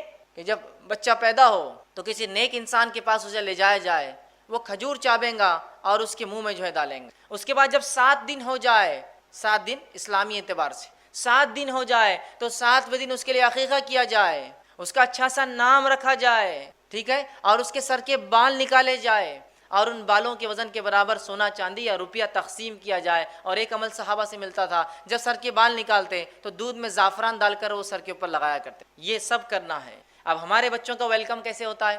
کیسے ہوتا ہے؟ ایک ہوتا ہے چھٹی 6th ڈے پروگرام, ایگزیکٹلی شریعت کے بتاوے 7ویں دن سے 1 دن پہلے ہوتا ہے, لیکن شریعت جو بتاتی 7ویں دن نہیں ہوتا. چھٹی کی ایک کوئی رسم ہوتی ہے, آپ کے پاس پتہ نہیں الگ ہوتی ہوں گی, لیکن ہوتی ہے ہر جگہ. پوری عورتیں جمع ہوتی ہے, وہ دیا جلاتی ہے, اس پہ کچھ کاجل جمع کرتی ہے, چھوٹے چھوٹے برتن بچی ہو تو لا کے دیا جاتے ہیں, لڑکا ہو تو کچھ تحفے تحائف دیے جاتے ہیں. یہ چھٹی ہوتا ہے. اور اس کے بعد 40ویں دن ایک پروگرام ہوتا ہے, اس کو بولتے ہیں چلا. بڑے دھوم دھام سے وہ چلائے آ جائیے, چلائے آ جائیے, کارڈ بھی تقسیم ہوتے ہیں, ہال لیا جاتا ہے. جس بچے کا ویلکم غیر شرعی بنیادوں پر ہو رہا ہے, جس کا ویلکم 7th ڈے ہونا چاہیے تھا, 7ویں دن جو عقیقہ ہونا چاہیے تھا, نام, وہ تمام چیز چھوڑ کر ہم غیر اسلامی رسومات اپناتے ہیں. پھر بولتے ہیں اللہ یہ بچے ہمارے بے دینی کیوں ہو جا رہے ہیں؟ اس لیے کہ آپ نے تو شروعات ہی ان کی بے دینی. کوششیں اثرات رکھتی ہے اپنے اندر, یہ بات طے ہے نا. کوششیں اثرات رکھتی ہے, بات طے ہے نا. کیا کوشش کی اس بچے کے ویلکم کے لیے آپ نے؟ یہ غیر اسلامی طریقے. اور اگر کوئی کہے کہ بس 7ویں دن عقیقہ کرنا, ارے جانے دو, دیکھیں گے فلاں ہے, یہ ہے, اور کتنے لاکھ بہانے. نہیں, وہ بچہ ابھی جو نانی کے گھر پیدا ہوا تو ابھی بیوی جو یہاں نہیں ہے, بچہ نہیں ہے, تو ابھی عقیقہ کیا نہیں, ابھی ایک ساتھ اپن 4-5 بچے جمع کریں گے, پھر ایک ساتھ عقیقہ کریں گے, تاکہ بڑی دعوت ایک ساتھ ہو, ہے نا. ہوتا ہے بہت سے لوگ. دیکھو اب کتنے بچے ہو گئے اپنے کو؟ 4 ہوگا. 4 کے حساب سے بہت ہو گیا نا, اچھا ہو گیا. 2 بکرے لڑکے کے, 2-3 لڑکیاں, اور تو یہ 5 بکروں کی بڑی دعوت کریں گے. یہ بچوں کو جمع کر کے دعوت کرنے کون سا طریقہ آپ نے نکالا ہے؟ 7ویں دن کر دینا ہے. اس لیے کہ نبی اکرم صلی اللہ علیہ وسلم فرماتے ہیں, جامع ترمذی کی روایت ہے, سمرہ بن جندب رضی اللہ عنہ اس کے راوی, وہ کہتے ہیں عقیقے کے بدلے بچہ رہن ہوتا ہے. اور بزنس کمیونٹی رہن کیا ہوتا ہے؟ زیادہ اچھی ستی ہے. رہن کوئی چیز دے کر کوئی چیز لی جاتی ہے, رہن سمجھتے ہو. پھر بولتے ہیں بچے بیمار ہو جاتے ہیں, بچوں کو یہ ہو رہا, آپ نے اپنا رہن چھڑایا کہاں اب تک؟ رہن کسی چیز کے بدلے, گروی جس کو بولتے ہیں, بچہ رہن ہوتا ہے عقیقے کے بدلے میں. جب انسان عقیقہ کرتا ہے تو اس کو چھڑا لیتا. تو لڑکا ہو تو آپ صلی اللہ علیہ وسلم کے تعلق سے مسند احمد کی روایت ہے, جو ہے ماں عائشہ رضی اللہ عنہ فرماتی ہے جب لڑکا ہوتا تو اللہ کے رسول 2 جانور ذبح کرنے اور 2 بکرے 2 دمبے 2 بکریاں کا حکم دیتے، اور جب لڑکی ہوتی تو 1 ذبح کرنے کا حکم دیتے۔ اسی طرح مسند احمد کی روایت ہے، آپ صلی اللہ علیہ وسلم جب بچہ پیدا ہوتا تو اس کے بال نکالنے کی جو ہے اجازت دیتے کہ 7ویں دن اس کے بال، اس کو ایذا دینے والی چیز، چونکہ ماں کے پیٹ میں ان بالوں کے ساتھ رہا ہے، وہ بیماریاں اور ایذا دیتے ہیں، بال تکلیف دیتے ہیں، تو ایذا دینے والی چیز نکالنے کا حکم دیتے، اور صحابہ بالوں کو نکالتے۔ ان بالوں کے وزن کے برابر نبی اکرم صلی اللہ علیہ وسلم سونا یا چاندی، آج کے زمانے میں ہم بولیں گے کیش، اس کے برابر تقسیم کرتے غریبوں میں، ٹھیک ہے۔ اسی طرح اگر لڑکا ہو تو اس کی ختنہ کیجیے، ٹھیک ہے۔ لیکن آج ہم دیکھتے ہیں ان تمام چیزوں کو چھوڑ کر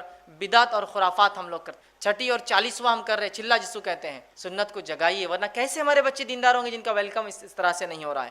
تو یہ بات بڑی اہم ہے، یاد رکھیے۔ اور اتنا ہم چیزوں کو کھینچتے ہیں، شریعت نے جو حکم دیا 7ویں دن عقیقہ تو پتہ نہیں 7 سال بعد ہو رہا ہے، 70 سال بعد ہو رہا ہے۔ نام رکھنا ہے 7واں دن، نام رکھنے کے لیے آخری حد ہے، 7th ڈے تو رکھنا ہے، اس سے پہلے بھی آپ طے کر کے رکھ سکتے ہیں۔ جیسے نبی اکرم صلی اللہ علیہ وسلم کو ایک لڑکا ہوا اور جبرائیل علیہ السلام آئے اور کہا اے ابو ابراہیم، مطلب لڑکے کا نام ابراہیم رکھا تھا آپ نے، اس لیے آتے ہی پکارا اس نام سے آپ کو، تو ایڈوانس رکھا جا سکتا ہے۔ اور بعد میں اگر میکسیمم لمٹ 7th ڈے ہے، لیکن حال یہ ہے ان تمام چیزوں میں اتنا ہم غلو کر جاتے ہیں کہ بچے کا آپ دیکھیے، لڑکا ہے لڑکی 2 ہی چیزیں ہو سکتی، 2 نام طے کرنا ہے کوئی، لیکن اس میں بھی ایسا معاملہ ہے کہ بچہ پیدا ہو گیا، کئی مہینے کا ہو گیا تو نانی الگ پکار رہی ہے، دادی الگ پکار رہی ہے، دادا کا لاڑا کا نام الگ، نانا کا لاڑا کا نام الگ، باپ الگ اور ماں الگ، چنو منو ٹٹو لٹو ٹنکو سب ناموں سے ہیں، سوائے اس کے کہ 7ویں دن جو نام اس کا حقیقی تھا وہ چھوڑ کر سب ہو رہا ہے۔ اور نام پھر تلاش بھی کیا جاتا تو یونیک نام لگتا ہے ہم کو، یونیک سمجھتا نا، سب سے ہٹ کر نام چاہیے۔ اگر کوئی آگے پوچھے بچے کا نام کیا رکھو، لڑکا ہے لڑکی ہے، لڑکا ہے عبداللہ رکھو، عبداللہ بہت پرانا نام ہے،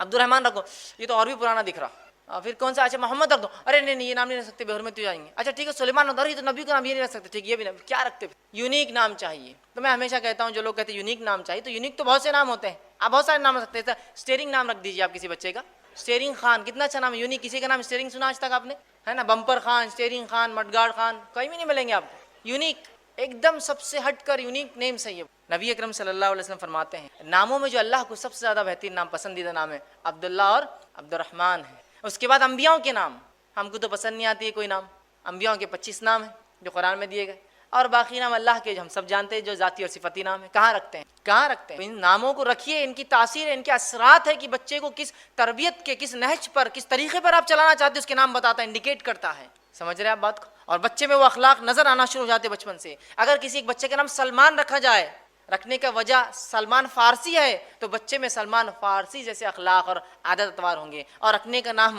دوسرے سلمان صاحب ہے تو پھر مشکل ہوتا ہے، بچے میں وہی سب چیزیں نظر آتی، پھر بولتی ہے ایسا ٹیڑھا میڑا کیوں ہو جاتا محفلوں میں جا کر، فلاں چیزیں کیوں کرتا، چونکہ اس کی تربیت ہی اس نام پہ ہوئی نا۔ نام نسبت جوڑتے ہیں نا کسی سے لے جا کر۔ ایک نو مسلم تھے، ان سے پوچھا گیا کہ آپ کیا نام پسند کریں گے اپنے لیے، تو کہا میں پسند کروں گا عبد الممیت۔ آپ نے عبد الحی نام تو بہت سنے ہوں گے نا، زندگی دینے والے کا بندہ، تو کہا میرے کو نام پسند ہے عبد الممیت، موت کو دینے والے کا بندہ۔ تو لوگوں نے کہا عبد الممیت کہاں نام رکھتے ہیں لوگ، تمہیں کیوں پسند ہے؟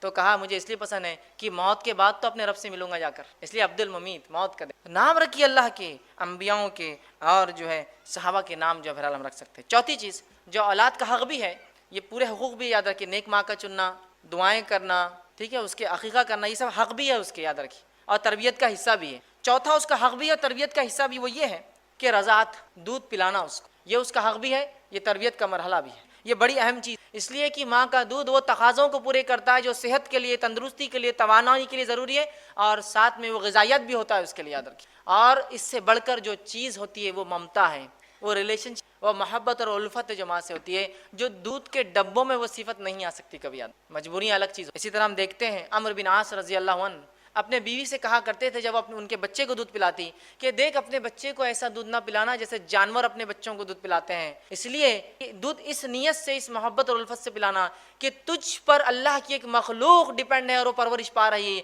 یہی بچہ آگے چل کے اللہ کی عبادت کریں گا اور کئی نیک کام کریں، اس نیت سے اسے دودھ۔ تو کیا تربیت ہوں گی ایسے ماحول میں ان بچوں کی جن کے والدین دینداری کو ترجیح دے رہے ہیں، انتخاب نکاح میں دینداری ہے، اولاد کی پیدائش کے لیے دعائیں ہو رہی ہے، اولاد کی پیدائش کے بعد اس کے عقیقے ہو رہے ہیں، جو احکامات پورے ہو رہے ہیں، اس کو رضاعت کا، اس کا حق دیا جا رہا ہے۔ ان بچوں کی تربیت بہت مختلف ہوتی ہے۔ آئیے پانچواں نکات جو تربیت کا وہ یہ ہے جو جب بچہ بولنے لگے۔ ویسے تربیت کے 3 فیز ہوتے ہیں، پہلا گھر کے اندر، دوسرا اسکول اور مدرسے والا فیز، اور تیسرا समाज वाला फेज, सोसाइटी वाला फेज। तो अब ये फेज चालू हो रहा घर वाला।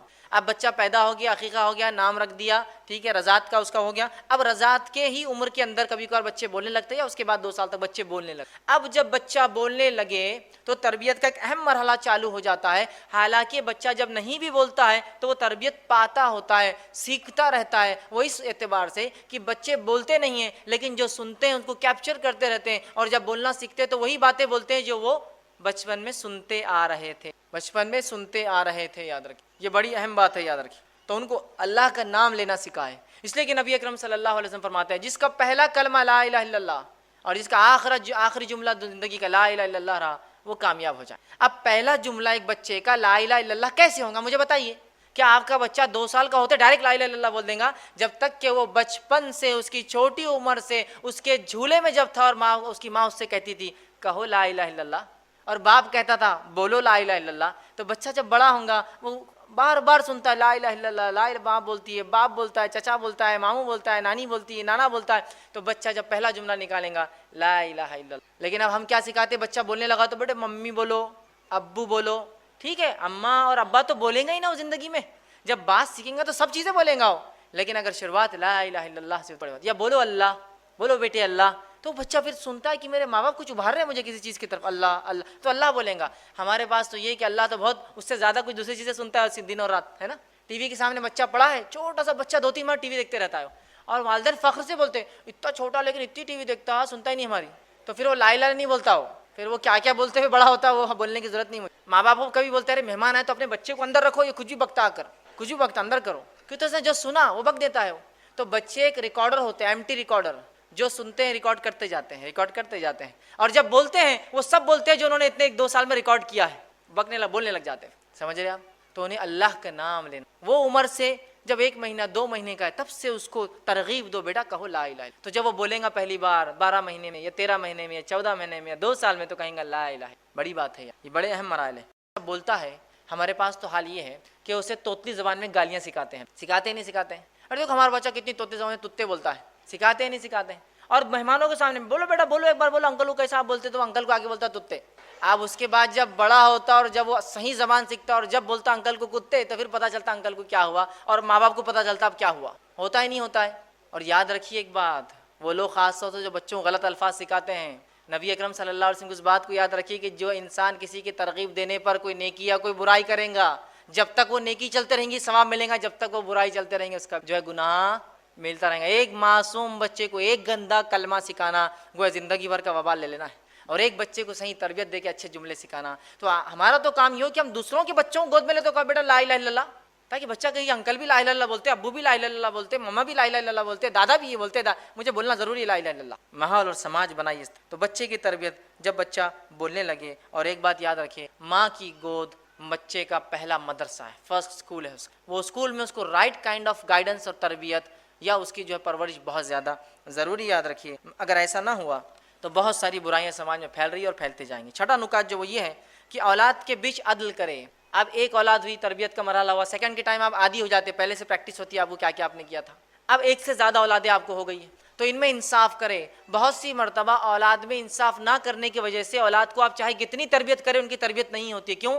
लड़का और लड़की का फ़र्क, लड़के और लड़के में फ़र्क कि गोरा लड़का और काला लड़का किसी का है, 2 लड़के हैं डबल शेड के अंदर, एक लड़का बहुत गोरा है, एक लड़का बहुत काला है। तो आप देखिए माँ बाप फ़र्क करते हैं, अदल नहीं करते बच्चों में। कहाँ है मेरा गोरू, आ बेटा इधर, तो गोया वो दूसरा बच्चा जैसे कम रंग होता है वो सिर्फ देखते रहता है मेरा वालिद क्यों करता है मेरे साथ ऐसी नाइंसाफ़ी। बच्चे बहुत ज़्यादा गौर करते हैं और बहुत जल्दी नतीजे निकाल लेते। लड़का और लड़की का फ़र्क कि लड़की उम्र में 10 साल बड़ी है आपके बेटे से, और आप उस बहन को, उस छोटे से भाई को भैया बोलने लगाते हो। बोलती मैं 10 साल बड़ी हूँ और मैं भैया क्यों बोलूँ इस लड़के को। नहीं बेटे तुमको भाई है, मतलब एहसान हुआ तुम पर, अल्लाह ने क्या तुमको भाई दे दिया।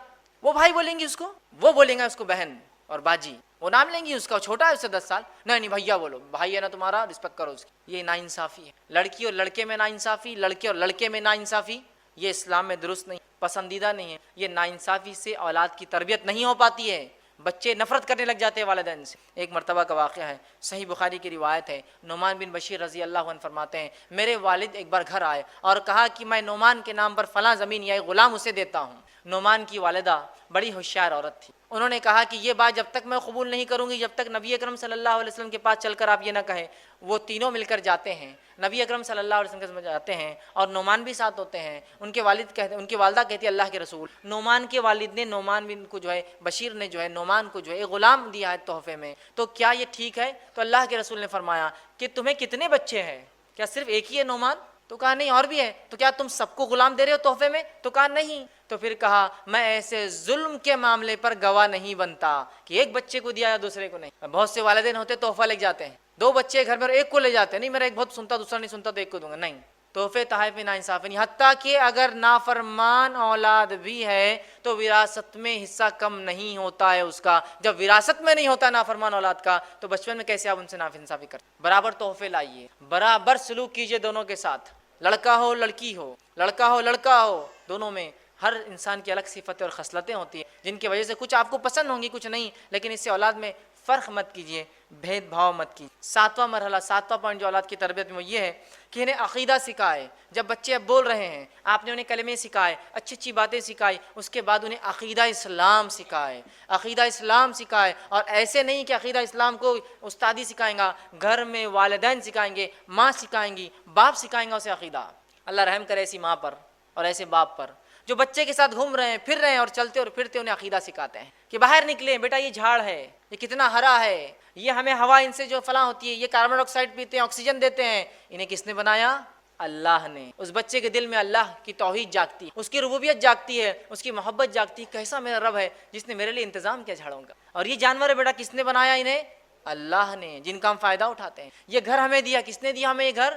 اللہ نے. بیٹا اس کا ہم دیکھو کتنی فائدہ, ان نعمتوں کا شکر ادا کرو, بچوں کو سکھائیے. عبداللہ بن عباس رضی اللہ عنہ فرماتے میں چھوٹا تھا, نبی اکرم صلی اللہ علیہ وسلم کے ساتھ اونٹ پر سوار ہوا, اور سوار ہونے کے بعد اللہ کے رسول نے مجھے کچھ باتیں سکھائی. یہ تربیت کی بڑی اچھی باتیں جو اللہ کے رسول نے عبداللہ کو سکھائی تھی. آپ صلی اللہ علیہ وسلم نے یہ چھوٹے تھے سکھایا اور فرمایا اور کہا. پہلی چیز جو نصیحت کی عبداللہ کو, جو جامع ترمذی کی روایت ہے اس کے اندر جو ہے 5 نصیحتیں, اور مسند احمد کی روایت میں اضافی اور 3 نصیحتیں, 4 نصیحتیں, ٹوٹل 9 ہے نصیحت. پہلا کہا تربیت کر رہے بچے کے عقیدے کی, کہا عبداللہ سے تم اللہ کے احکام کی حفاظت کرو, وہ تمہاری حفاظت کریں گا. اے بیٹے, اے غلام, اے پیارے لڑکے, تم اللہ کے احکام کی حفاظت کرو, اللہ تمہاری حفاظت کریں گا. تم اللہ کے احکام کی حفاظت کرو گے, تم اسے اپنے سامنے پاؤ گے مدد کے وقت, اس کی جب تمہیں ضرورت ہوں گی, تکلیف میں ہوں گے, اس کی مدد تمہارے سامنے ہوں گی. پھر فرمایا تیسری بات, جب تم کو کوئی سوال ہو تو اللہ سے کرنا. جب کوئی چیز مانگنا ہو بیٹا تو کس سے مانگنا؟ اللہ سے مانگنا. پھر فرماتے اللہ کے رسول چوتھی بات, جب جو ہے مدد طلب کرو تو اللہ سے بیٹا مدد طلب کرنا.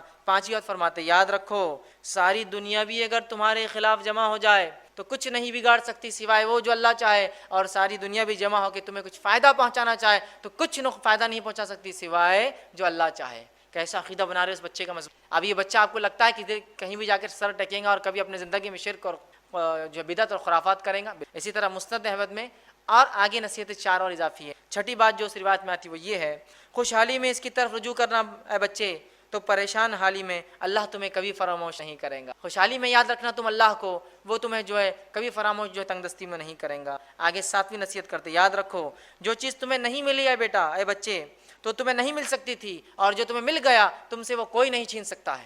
کیا پیاری تربیت دے رہے اس بچے. پھر آگے فرماتے اللہ کے رسول اور کہتے ہیں یاد رکھو اللہ کی مدد صبر سے وابستہ ہے. بچے کو اللہ کی مدد صبر سے وابستہ ہے, کوشش تکلیف کے ساتھ ہے. پھر فرماتے ہیں آسانی تنگی کے ساتھ ہوتی. اتنی پیاری پیاری اس بچے کو عقیدے کے طور پہ نبی اکرم صلی اللہ علیہ وسلم سکھا رہے ہیں. ٹھیک ہے. 8ویں بات, 8واں پوائنٹ جو اولاد کی تربیت میں ہم یاد رکھیں گے وہ یہ ہے, بچے کی تربیت میں ماں کا کردار.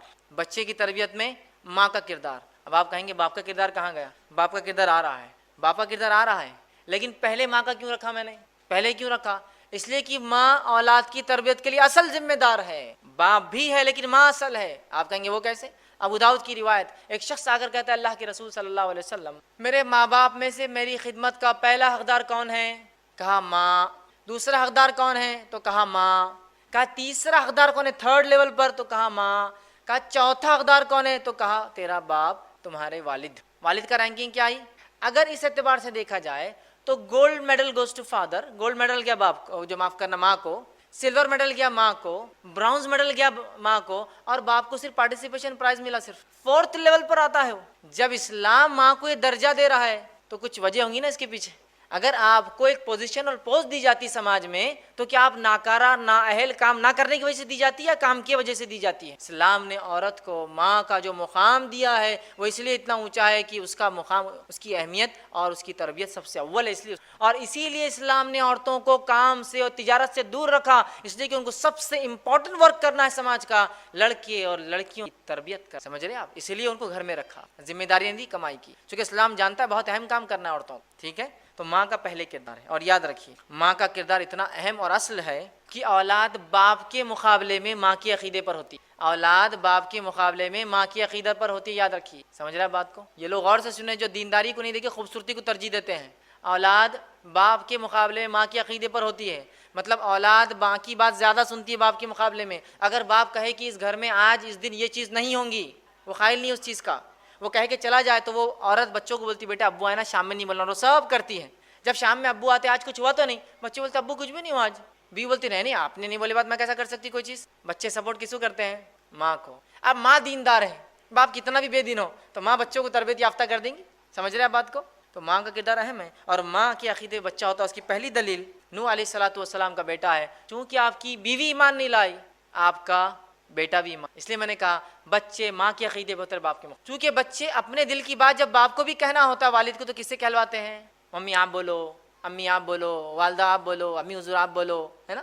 یہ کرتے ہی نہیں کرتے، تو بہت اہم ہے ماں کا کردار، تو عورتیں اس بات کو غور سے سنیں، آپ ایک بہت اہم ذمہ داری کے تحت معاشی ذمہ داریوں سے اکنامیکل برڈن سے دور کی گئی ہے تاکہ آپ تربیت کریں بچوں کی، لیکن افسوس کی بات ہے آج ہماری مائیں کہاں وہ تربیت کری، ہماری بہنیں اور مائیں جو تربیت مطلوب ہے، آج تو تربیت کا یہ معاملہ ہے کہ ماں کے گود میں ایک ہماری بہن کے گود میں ایک چھوٹا بچہ ہے اور وہ بیٹھ کے تین گھنٹے اگر سنیما اور ٹی وی دیکھتی ہے تو کیا امید کی جائیں گی ان بچوں سے کہ یہ خالد بن ولید بنیں گے اور یہ ابوبکر اور عمر اور عثمان بنیں گے؟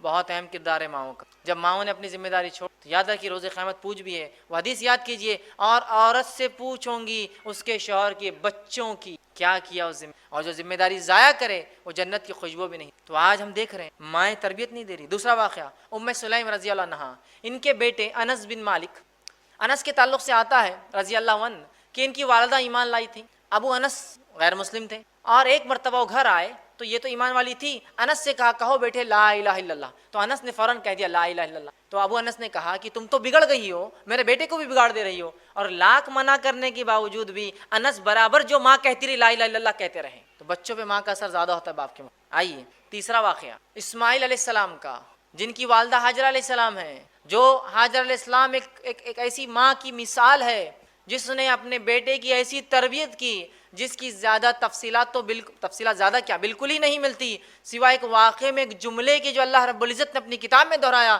وہ جملہ بتا دیتا ہے کہ کیا تربیت تھی ہاجرہ کی اسماعیل کے معاملے میں علیہ السلام، کیا تربیت تھی۔ ابراہیم علیہ السلام چھوڑ کر گئے اس شیرخوار جو اسماعیل کو اور اپنی بیوی کو، لیکن اس کے بعد جب ایک حکم ہوتا ہے خواب کے ذریعے کہ جا کر اپنے بیٹے کو ذبح کر دو، اس بیٹے کو لے کر نکلتے ہیں اور کہتے ہیں بیٹا میں نے خواب دیکھا ہے، انی تذبحک فانظر ماذا تری، اس خواب میں دیکھتا ہوں میں تجھے ذبح کر رہا ہوں، اب تو بتا کیا کرنا ہے۔ تو بیٹے کا ایک جملہ ہاجرہ کی تربیت کا کنکلوژن ہے، بیٹا کہتا ہے کہ اے میرے والد کر گزریے تفعل ما تؤمر، کر گزریے جو رب کی طرف سے حکم آپ کو آتا ہے، ستجدونی انشاءاللہ من الصابرین، آپ مجھے انشاءاللہ صبر کرنے والوں میں پاؤ۔ یہ ایک جملہ اسماعیل کا ان کی ماں کی تربیت بتاتا کیا تھی، جو ایسی کی تھی ہاجرہ نے، ایک یونیک تربیت کہ باپ آ کر کہتا ذبح کرنا ہے اور بیٹا کہہ رہا ہے کر گزریے جو آپ کراؤ آپ کو انشاءاللہ میں صبر کرنے والا۔ تو بچے ماں کے عقیدے پر ہوتے ہیں، ماں دیندار تھی، اسماعیل بھی دیندار تھے، اور اس حد تک کہ جو کہا بس کرنا ہے تو آپ کر دیجئے خود ہے نا۔ اسی طرح ہم دیکھتے ہیں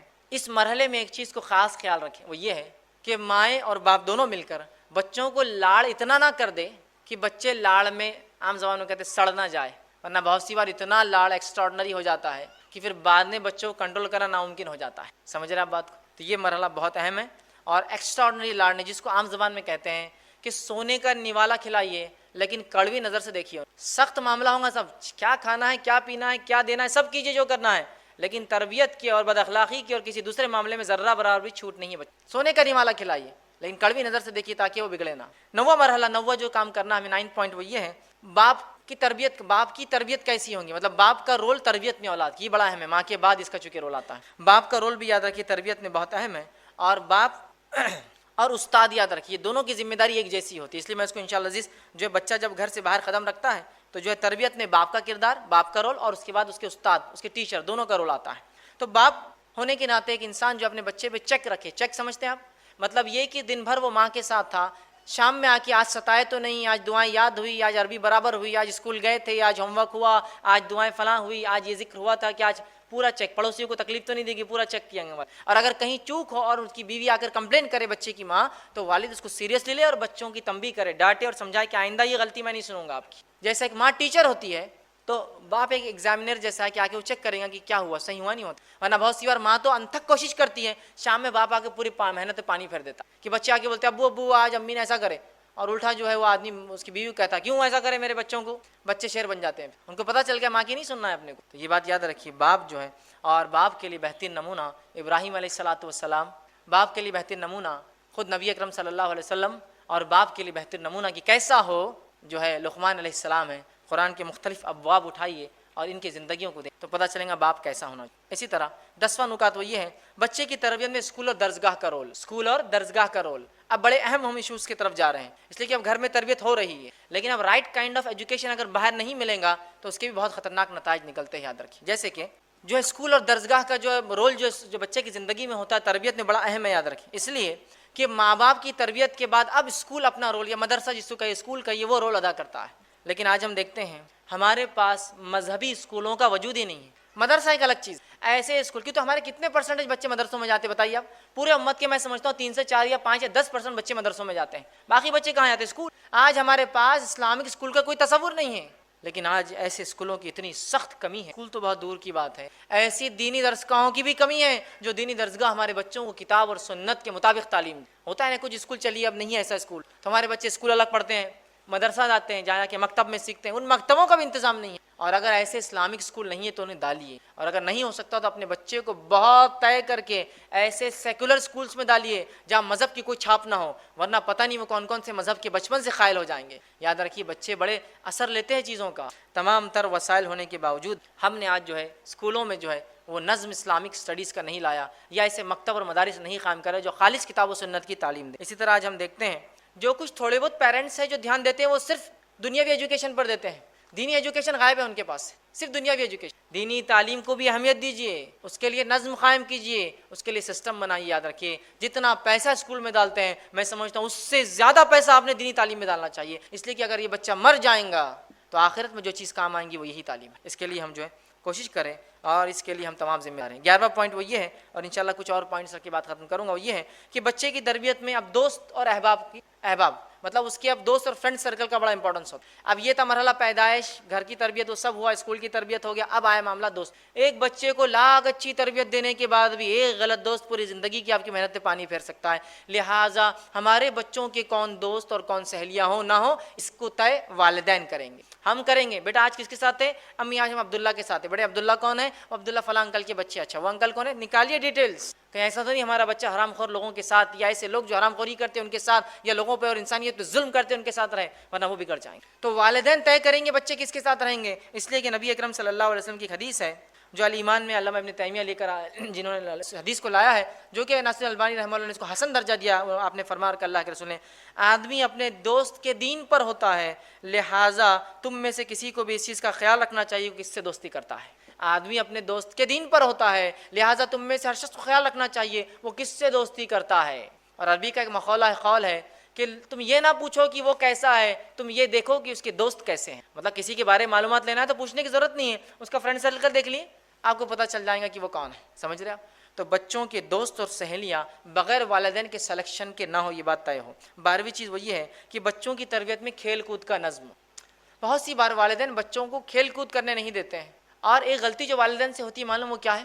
یہ غلطی کو آپ اگر سدھاریں گے انشاءاللہ بہت زیادہ فائدہ ہوگا. وہ کیا ہوتا ہے؟ بچہ جا کر سمجھے ٹیبل پہ ہاتھ لگا رہا ہے، یہ مت کرو. گلاس اٹھا رہا ہے کانچ کا، یہ مت اٹھاؤ. گاڑی پہ بیٹھ رہا ہے چابی لے رہا ہے، یہ مت لو. کھانا کھا رہا ہے تو ایسا مت کرو، وہاں مت جاؤ، یہاں مت آؤ.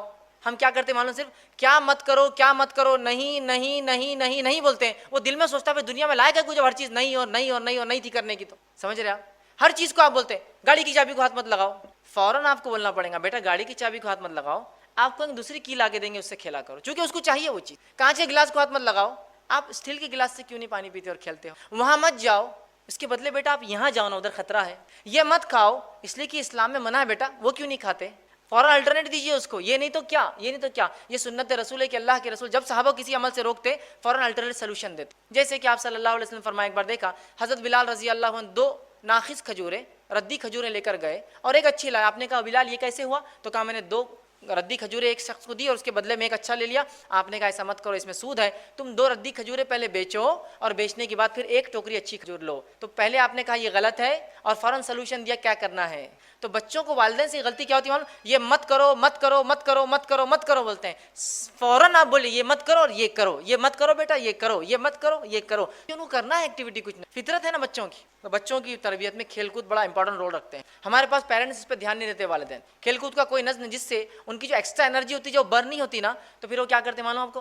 کہیں بھی یوز کرتے ہیں۔ بہت سے بار بچوں کو والدین کمرے میں بند رکھتے ہیں، گدے پھاڑ دیتے ہیں، دیواروں کو رنگ دیتے ہیں، پھر والدین پریشان ہوتے ہیں ایسے بچے کیسے ہوتے جا رہے ہیں۔ آپ ان کو کھیلنے نہیں لگا رہے، ان کے اس جوش اور توانائی کو ختم کیجیے ڈیلی جو ڈیولپ ہوتی ہے۔ چلیے آج کھیلنا ہے، آج گارڈننگ کریں گے بیٹا، آج سنڈے چلو، آج کھودنا ہے، پلانٹیشن کرنا ہے اپنے کو، آج یہاں جانا ہے، آج مدد کرنا ہے، سوشل سروس کا کام ہے اپنا۔ چھوٹا بھی ہے تو ساتھ لے جائیے اس کو، بچے سیکھ۔ آپ کا بزنس ہے، آپ کوئی چیز جما رہے ہیں، چلو بیٹا آج جمانے کے لیے میرے ساتھ رہوں گے، اس کی اس ایکسٹرا انرجی کو یوز، اس کو رائٹ کائنڈ آف گیمز میں ڈالیے، ایسے کھیل جو اس کے جسم کو نشو و نما دیتے ہیں۔ وہ فالتو قسم کے گیم نہیں جس کے اندر اس کا دن اور زندگی برباد ہو رہی ہے۔ اچھے کھیل یاد، اچھی چیزیں یاد رکھے جو ضروری ہے ایک انسان کے لیے، ان کھیلوں کی طرف، ان چیزوں کی طرف جو متوجہ کرے اور ان کو رائٹ کائنڈ آف سپورٹس کے اندر ڈالے، اور جس سے ان کے جسم کی توانائی، طاقت، قوت ڈیولپ ہو۔ اسی طرح جو ہے 13 پوائنٹ وہ یہ ہے کہ بچوں کے درمیان انعامی مقابلے رکھیے۔ انعامی مقابلے سمجھتے ہیں آپ؟ کمپٹیشن رکھیے کہ چلو آج دونوں خیرت کروں گے، آپ اس پہ انعام ملیں گا، آج دونوں قرآن کون زیادہ پڑھتا ہے اس پہ انعام ملیں گا، آج سیرت طیبہ پر ایک کمپٹیشن ہے، آپ ایگزام دو فلاں ملیں گا،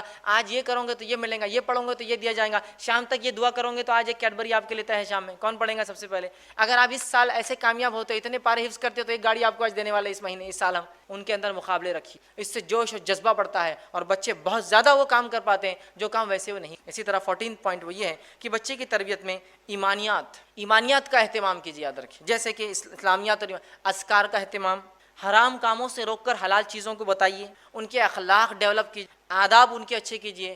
نماز کو لے جائیے، 7 سال کے ہو جائے تو، اور 10 سال کے اور نہ جائے تو ان کو سزا دیجیے کہ نماز کو چلے۔ قرآن کی تلاوت انہیں سکھائیے، لباس کا شعور دیجیے کہ کون سا لباس صحیح کون سا غلط، تعلیم دیجیے، بہادری سکھائیے تاکہ ہمارے بچے جو ہے بزدل نہ بن جائے، کہ لوگوں کی مدد کرنا، آگے بڑھ کے کسی کو کام کو کرنا، یہ تمام چیزیں انہیں سکھائیں۔ ٹھیک ہے، 15واں پوائنٹ وہ یہ ہے کہ جو ہے تربیت کا جو ہے ایک نازک مرحلہ، اور اس کے بعد انشاءاللہ آخری پوائنٹ ہے نازک مرحلہ۔ وہ کیا ہے معلوم آپ کو؟ جب بچے اب ہمارے کالج جانے لگ جاتے ہیں، یہ بہت نازک مرحلہ ہوتا ہے۔ اب یہ کیا ہو گیا ہے کہ اسکول کی تعلیم سے نکل گئے اور اب یہ سماج کے اندر چلے جاتے ہیں، کیونکہ کالج میں ویسی تعلیم نہیں ہوتی جو اسکول میں ہوتی ہے، جہاں کیئرٹیک کیا جاتا ہے۔ کالج میں جو کرنا چاہے کرے، جو اچھا ہے وہ اچھا کر لیتا ہے، جو برے ہے وہ برے کام کرتے ہیں نا۔ تو اب کالج کا مرحلہ بڑا نازک ہوتا ہے، اس معاملے میں باپ اور ماں بچے کے دوست بن۔ علی بن ابی طالب رضی اللہ عنہ فرماتے تھے بچے جب 7 سال تک ہوتے ہیں تو ہم ان سے کھیلتے ہیں، پھر 7 سال ہم انہیں تربیت دیتے ہیں اور 7 سال ہم ان کے دوست بن جاتے ہیں۔ ایسے کتنے والدین ہیں جو اپنے بچوں سے بات کرتے ہیں، وہ تو چھوڑیے، ایسے کتنے والدین ہیں، والدہ تو بھی ہوتی ہے، ایسے کتنے والد ہیں جن کو یہ پتا ہے کہ میرے 4 بچے کون کون سی کلاس میں ہیں، بڑا کچھ تو بھی پڑھتا، چھوٹا کچھ تو بھی کرتا، منجلا کچھ تو بھی کرتا، اس کا نہیں معلوم کیا کرتا، مطلب ان کو معلوم نہیں کون سی کلاس میں ہے، وہ ان کی اماں دیکھتی، میں زیادہ اس پہ ٹینشن نہیں لیتا، ان کی ماں کا کام ہے۔ آخری بار بیٹے سے کب بات کی تھی آپ نے؟ نہیں میری بیٹی سے جمتی نہیں، میں گھرتا، میں اس کو گھرتا بس۔ اور انڈین فادر کا ایک عجیب مسئلہ ہے، انڈین فادر ایک اینگری ینگ مین رہتا ہمیشہ، ایک دم غصیلا نوجوان، مطلب حال یہ ہے کہ باپ گھر میں آ رہا تو بچے گھر سے باہر بھاگ جا رہے ہیں، امی بولتی ابا آ گئے تو بچے پورے باہر، کوئی بیڈ روم میں، کوئی چھت پر، کوئی ادھر کی، تو باپ آ گیا۔ ہونا تو یہ چاہیے تھا کہ باپ آنے کے بعد اعلان ہو کہ باپ آ گیا تو بچے باپ کی طرف آئیے، باپ سے دور بھاگتے ہیں، کیونکہ ہمارا جو باپ ہوتا ہے اینگری ینگ مین، پورے گھر باس کا غصہ، سڑک کا غصہ، ٹریفک کا غصہ، گاڑی کے خراب ہونے کا غصہ بیوی اور بچوں پہ نکالتا ہے۔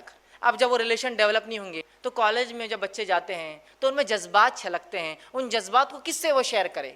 پھر جب آپ ان کے دوست نہیں ہوتے ہیں تو وہ غلط دوست اور صحبت میں پڑ جاتے، تو ماں دوست بن جائے ان کی، باپ دوست بن جائے کہ بھائی کیا چل رہا ہے کالج میں، اب سب ٹھیک تو چل رہا ہے نا، کوئی مسئلے مسائل ہو تو ہم سے ڈسکس کیا کرو یار، دوست بن جائیے ان کے، تب ہم دیکھیں گے یہ تمام جو غلطیاں ان سے ہو رہی نوجوان سے بچ جائیں گی، کیونکہ ان کا فادر گائیڈ کر رہا ہے ان کو، دنیا دیکھ چکا ہے ان کا باپ، پوری ان کی ماں دنیا دیکھ چکی ہے، وہ گائیڈ کر رہی ہیں، یہ بڑی اہم چیز ہے۔ اور یاد رکھیے ان کو جو ہے اس بات کو سمجھائیں، اور خاص طور سے اس بات کا دھیان دیں کہ جب آپ کے بچے کالج میں جائیں ان کو محبت کی حقیقت کیا ہے شرعی اعتبار سے ضرور سکھائیے آپ، ورنہ عشق مزاجیوں کے چکر میں بچے اپنی زندگیاں برباد کر. محبت کی کیا حقیقت ہے شریعت کے مطابق، یہ بڑی اہم چیز ہے. تو محبت ایک ایسا جذبہ انسانی نفس میں جو راسخ وہ نکل نہیں سکتا ہے، شریعت اس کو کنٹرول کرتی ہے. وہ بتائیے بیٹا کیا جائز اور کیا ناجائز ہے، کیا کرنا اور کیا نہیں کرنا ہے. اور فاسد محبت سے آپ کو اپنے آپ کو بچانا ہے ان کالجوں سے، اور اس چیز کی تربیت انہیں دیجیے. اور 16واں اور آخری پوائنٹ جو ان کی تربیت کے اندر بڑا اہم رول ادا کرتا ہے وہ یہ ہے، اب کالج جا رہے ہیں، بڑے ہو چکے ہیں، بالغ ہو چکے ہیں، جتنے جلدی ہو سکے ان کا نکاح کر دیجیے، جتنے جلدی ہو سکے نکاح کر دیجیے. نکاح کرنے کے لیے وہاں پر 100 بہانے،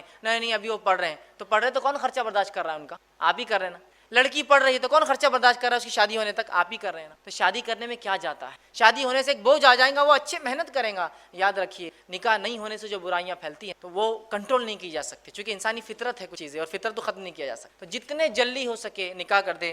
باپ اس اللہ رب العزت اس باپ پر رحم کرے جو اپنے بچے کا نکاح صرف یہ سوچ کر جلدی کرتا ہے کہ میرا بچہ جو ہے کسی شر اور فتنے میں نہ پھنس جائے، نکاح نہیں ہو. یہ زمانہ جو حالات جو ہے بہت برے جا رہے ہیں. اس زمانے میں ہم دیکھ رہے ہیں لوگ اتنے قسم کے برائیوں میں جو پھنس چکے ہیں صرف اس وجہ سے کہ نکاح نہیں ہوتا ہے. تو والدین دھیان دیں اور جلد سے جلد نکاح کر دے. اب میں نے بات نکاح سے شروع کی تھی، پھر لا کے میں نے بات نکاح پہ ختم کر. اب پھر وہی مرحلہ نکاح، دیندار لڑکی، اور پھر وہ پوائنٹس پورے گول چلیں گے. یہ سائیکل بن گئی کہ نکاح آ گئے، نکاح کے بعد پھر وہی تربیت، وہ سب آئیں گے، پھر نکاح کماؤ. تو نکاح کر دیں تاکہ پھر اب یہ سائیکل پھر چلیں گی، اور ایک نسل کے بعد دوسری نسل دنیا میں آئیں گی جو اللہ کی عبادت کرے. تو لہٰذا یہ بے انتہا ضروری ہے کہ ہم اس بات کو اولاد کی جو ہے صحیح تربیت کریں. ایک آخری جو ایک پوائنٹ ہے، پوائنٹ نہیں وہ ایک سوال ہے جو والدین کرتے ہیں، اس کا جواب دے کے بات ختم کروں گا. ہم لاکھ کوشش کرنے کے بعد بھی ہمارے بچے سدھرتے نہیں. ہم نے لاکھ عربی کی، ٹیوشن کی، اسکول کیا، کالج گیا، پیسہ خرچ کیا، پھر بھی بچے نہیں سدھرتے. وجہ کیا ہے؟ اس کی بڑی ایک اہم وجہ ہے. اس وجہ کو رکھ کے اپنی بات ختم کروں گا. بڑی عام اور بڑی اہم وجہ ہے. اگر اس وجہ کو آپ نے آج ختم کر دیا، اس چیز کو آج ختم کر دیا، تو آج ہمارے گھروں کی آدھی تربیت تو ہو جائیں گی. میں اگر آپ سے کوشچن کروں کہ ایک ہاؤس ہے پانی کا، اس کے اندر صاف پانی بھرنا ہے آپ کو، اور اس ہاؤس میں ایک سوراخ میں سے گندا نالی کا پانی آتا ہے، تو کتنی دیر میں اس ہاؤس میں صاف پانی بھرا جائے گا؟ آپ کہیں گے زندگی بھر بھی نہیں بھرا جائے گا، چونکہ صاف پانی آتا، گندا پانی آتا، صاف پانی آتا، گندا پانی. عقل مند انسان وہ ہے جو پہلے گندے پانی کے راستے کو بند کرے، پھر صاف پانی اس میں بھرے. ہے نہیں ہے؟ تو یہ بگاڑ، اخلاقی بگاڑ، سماجی بگاڑ، یہ بگاڑ، وہ بگاڑ، ان کی تربیت کا بگاڑ کیوں آ رہا ہے؟ اس کی وجہ کیا ہے؟ ریزن کیا ہے؟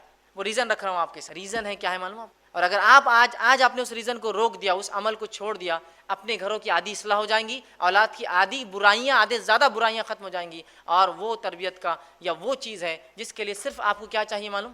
ہمت چاہیے تھوڑی سی. مردوں کو کہہ رہا ہوں، عورتوں کو تو ہمت کی بھی ضرورت نہیں. عورت آج بند کر سکتی، مردوں کو ہمت لگتی تھی. کیوں؟ کیا ہوتا ہے جب میں بتاؤں گا تو آپ کو سمجھ میں آئے گا. صرف آپ کو جا کر اپنے کیبل چینل کو بند کر دینا، آدھی اصلاح اور آدھی بگاڑ آج ختم ہو جاتا ہے. ابھی آج رات سے ختم ہو جائیں گے انشاءاللہ. آپ لاکھ عربی پڑھائیے، لاکھ ٹیوشن لگائیے، لاکھ روپیہ خرچ کیجئے، لیکن ٹی وی پہ گھنٹوں بیٹھ کے جو برائی دیکھیں گے، کیا آپ سمجھتے ہیں کیا وہ اچھائی کریں گے؟ پھر آج ہو جائیں گے. میں نے مردوں سے کیوں کہا کہ مردوں کی ہمت لگتی ہے؟ اس لیے کہ بہت سے مرد جوش میں آ جاتا ہے، آج بند کر دیتا ہوں، پھر جا کے بولتا بیگم بند کر دوں کیا؟ بیگم بولتی ہے تم رہیں گے یا ٹی وی رہیں گی، کیا کرنا ہے؟ تو بولتا اچھا ٹھیک ہے رہنے دو، ٹی وی رہنے دو. ہوتا ہے نا؟ ہوتا ہے. یہ مجھے پتا ہے، بغیر بیوی سے پوچھے کہ نہیں بند کر سکتے آپ. اس لیے میں نے کہا آپ کو ہمت لگے گی. عورتوں کو کیا کرنا ہے معلوم؟ صرف جا کے بولنا ہے آج سے ٹی وی نہیں چلیں گی. اگر اس کا شوہر بولا کیوں؟ اگر تم ٹی وی دیکھتے روم میں نہیں آتا، بولتا اچھا نہیں ٹھیک ہے، ٹی وی بند، میں لے آ کے پھینک دیتا ہوں اس کو باہر، روم میں آنا بند مت کرو. لیکن ہے نا؟ تو عورتیں آج کر سکتی ہے اصلاح. لیکن کیا ہے، ہم لوگ یہ تو سنتے ہیں، ہزار لیکچرز، ہزار بیانات سب ہوتے ہیں، پریکٹیکل عمل کرنا تو پھر پچھتاوا تو. اور ایک سال بعد ایک لیکچر ہوں گا، 6 مہینے بعد یہی تربیت پہ، پھر اور یہ ہوں گا، پھر اور 10 سال بعد بھی یہ ہوں گا. کچھ نہیں ہوگا. اقدامات، فورن اسٹیپس. سب سے پہلے ٹی وی بند کیجیے، یا پھر ٹی وی ویسے وہ ڈبہ حرام نہیں ہے، اس پہ جو آتا حرام حلال ہے، صرف وہ چیزیں دکھائے وہ جو اسلامک ہو. کیبل کے ذریعے نہیں بلکہ الگ سے اس کے ذریعے DVD ہے، اور کہ صرف اس پہ اسلامیات، ڈاکیومنٹریز یا ایجوکیشنل پروگرامز چلیں.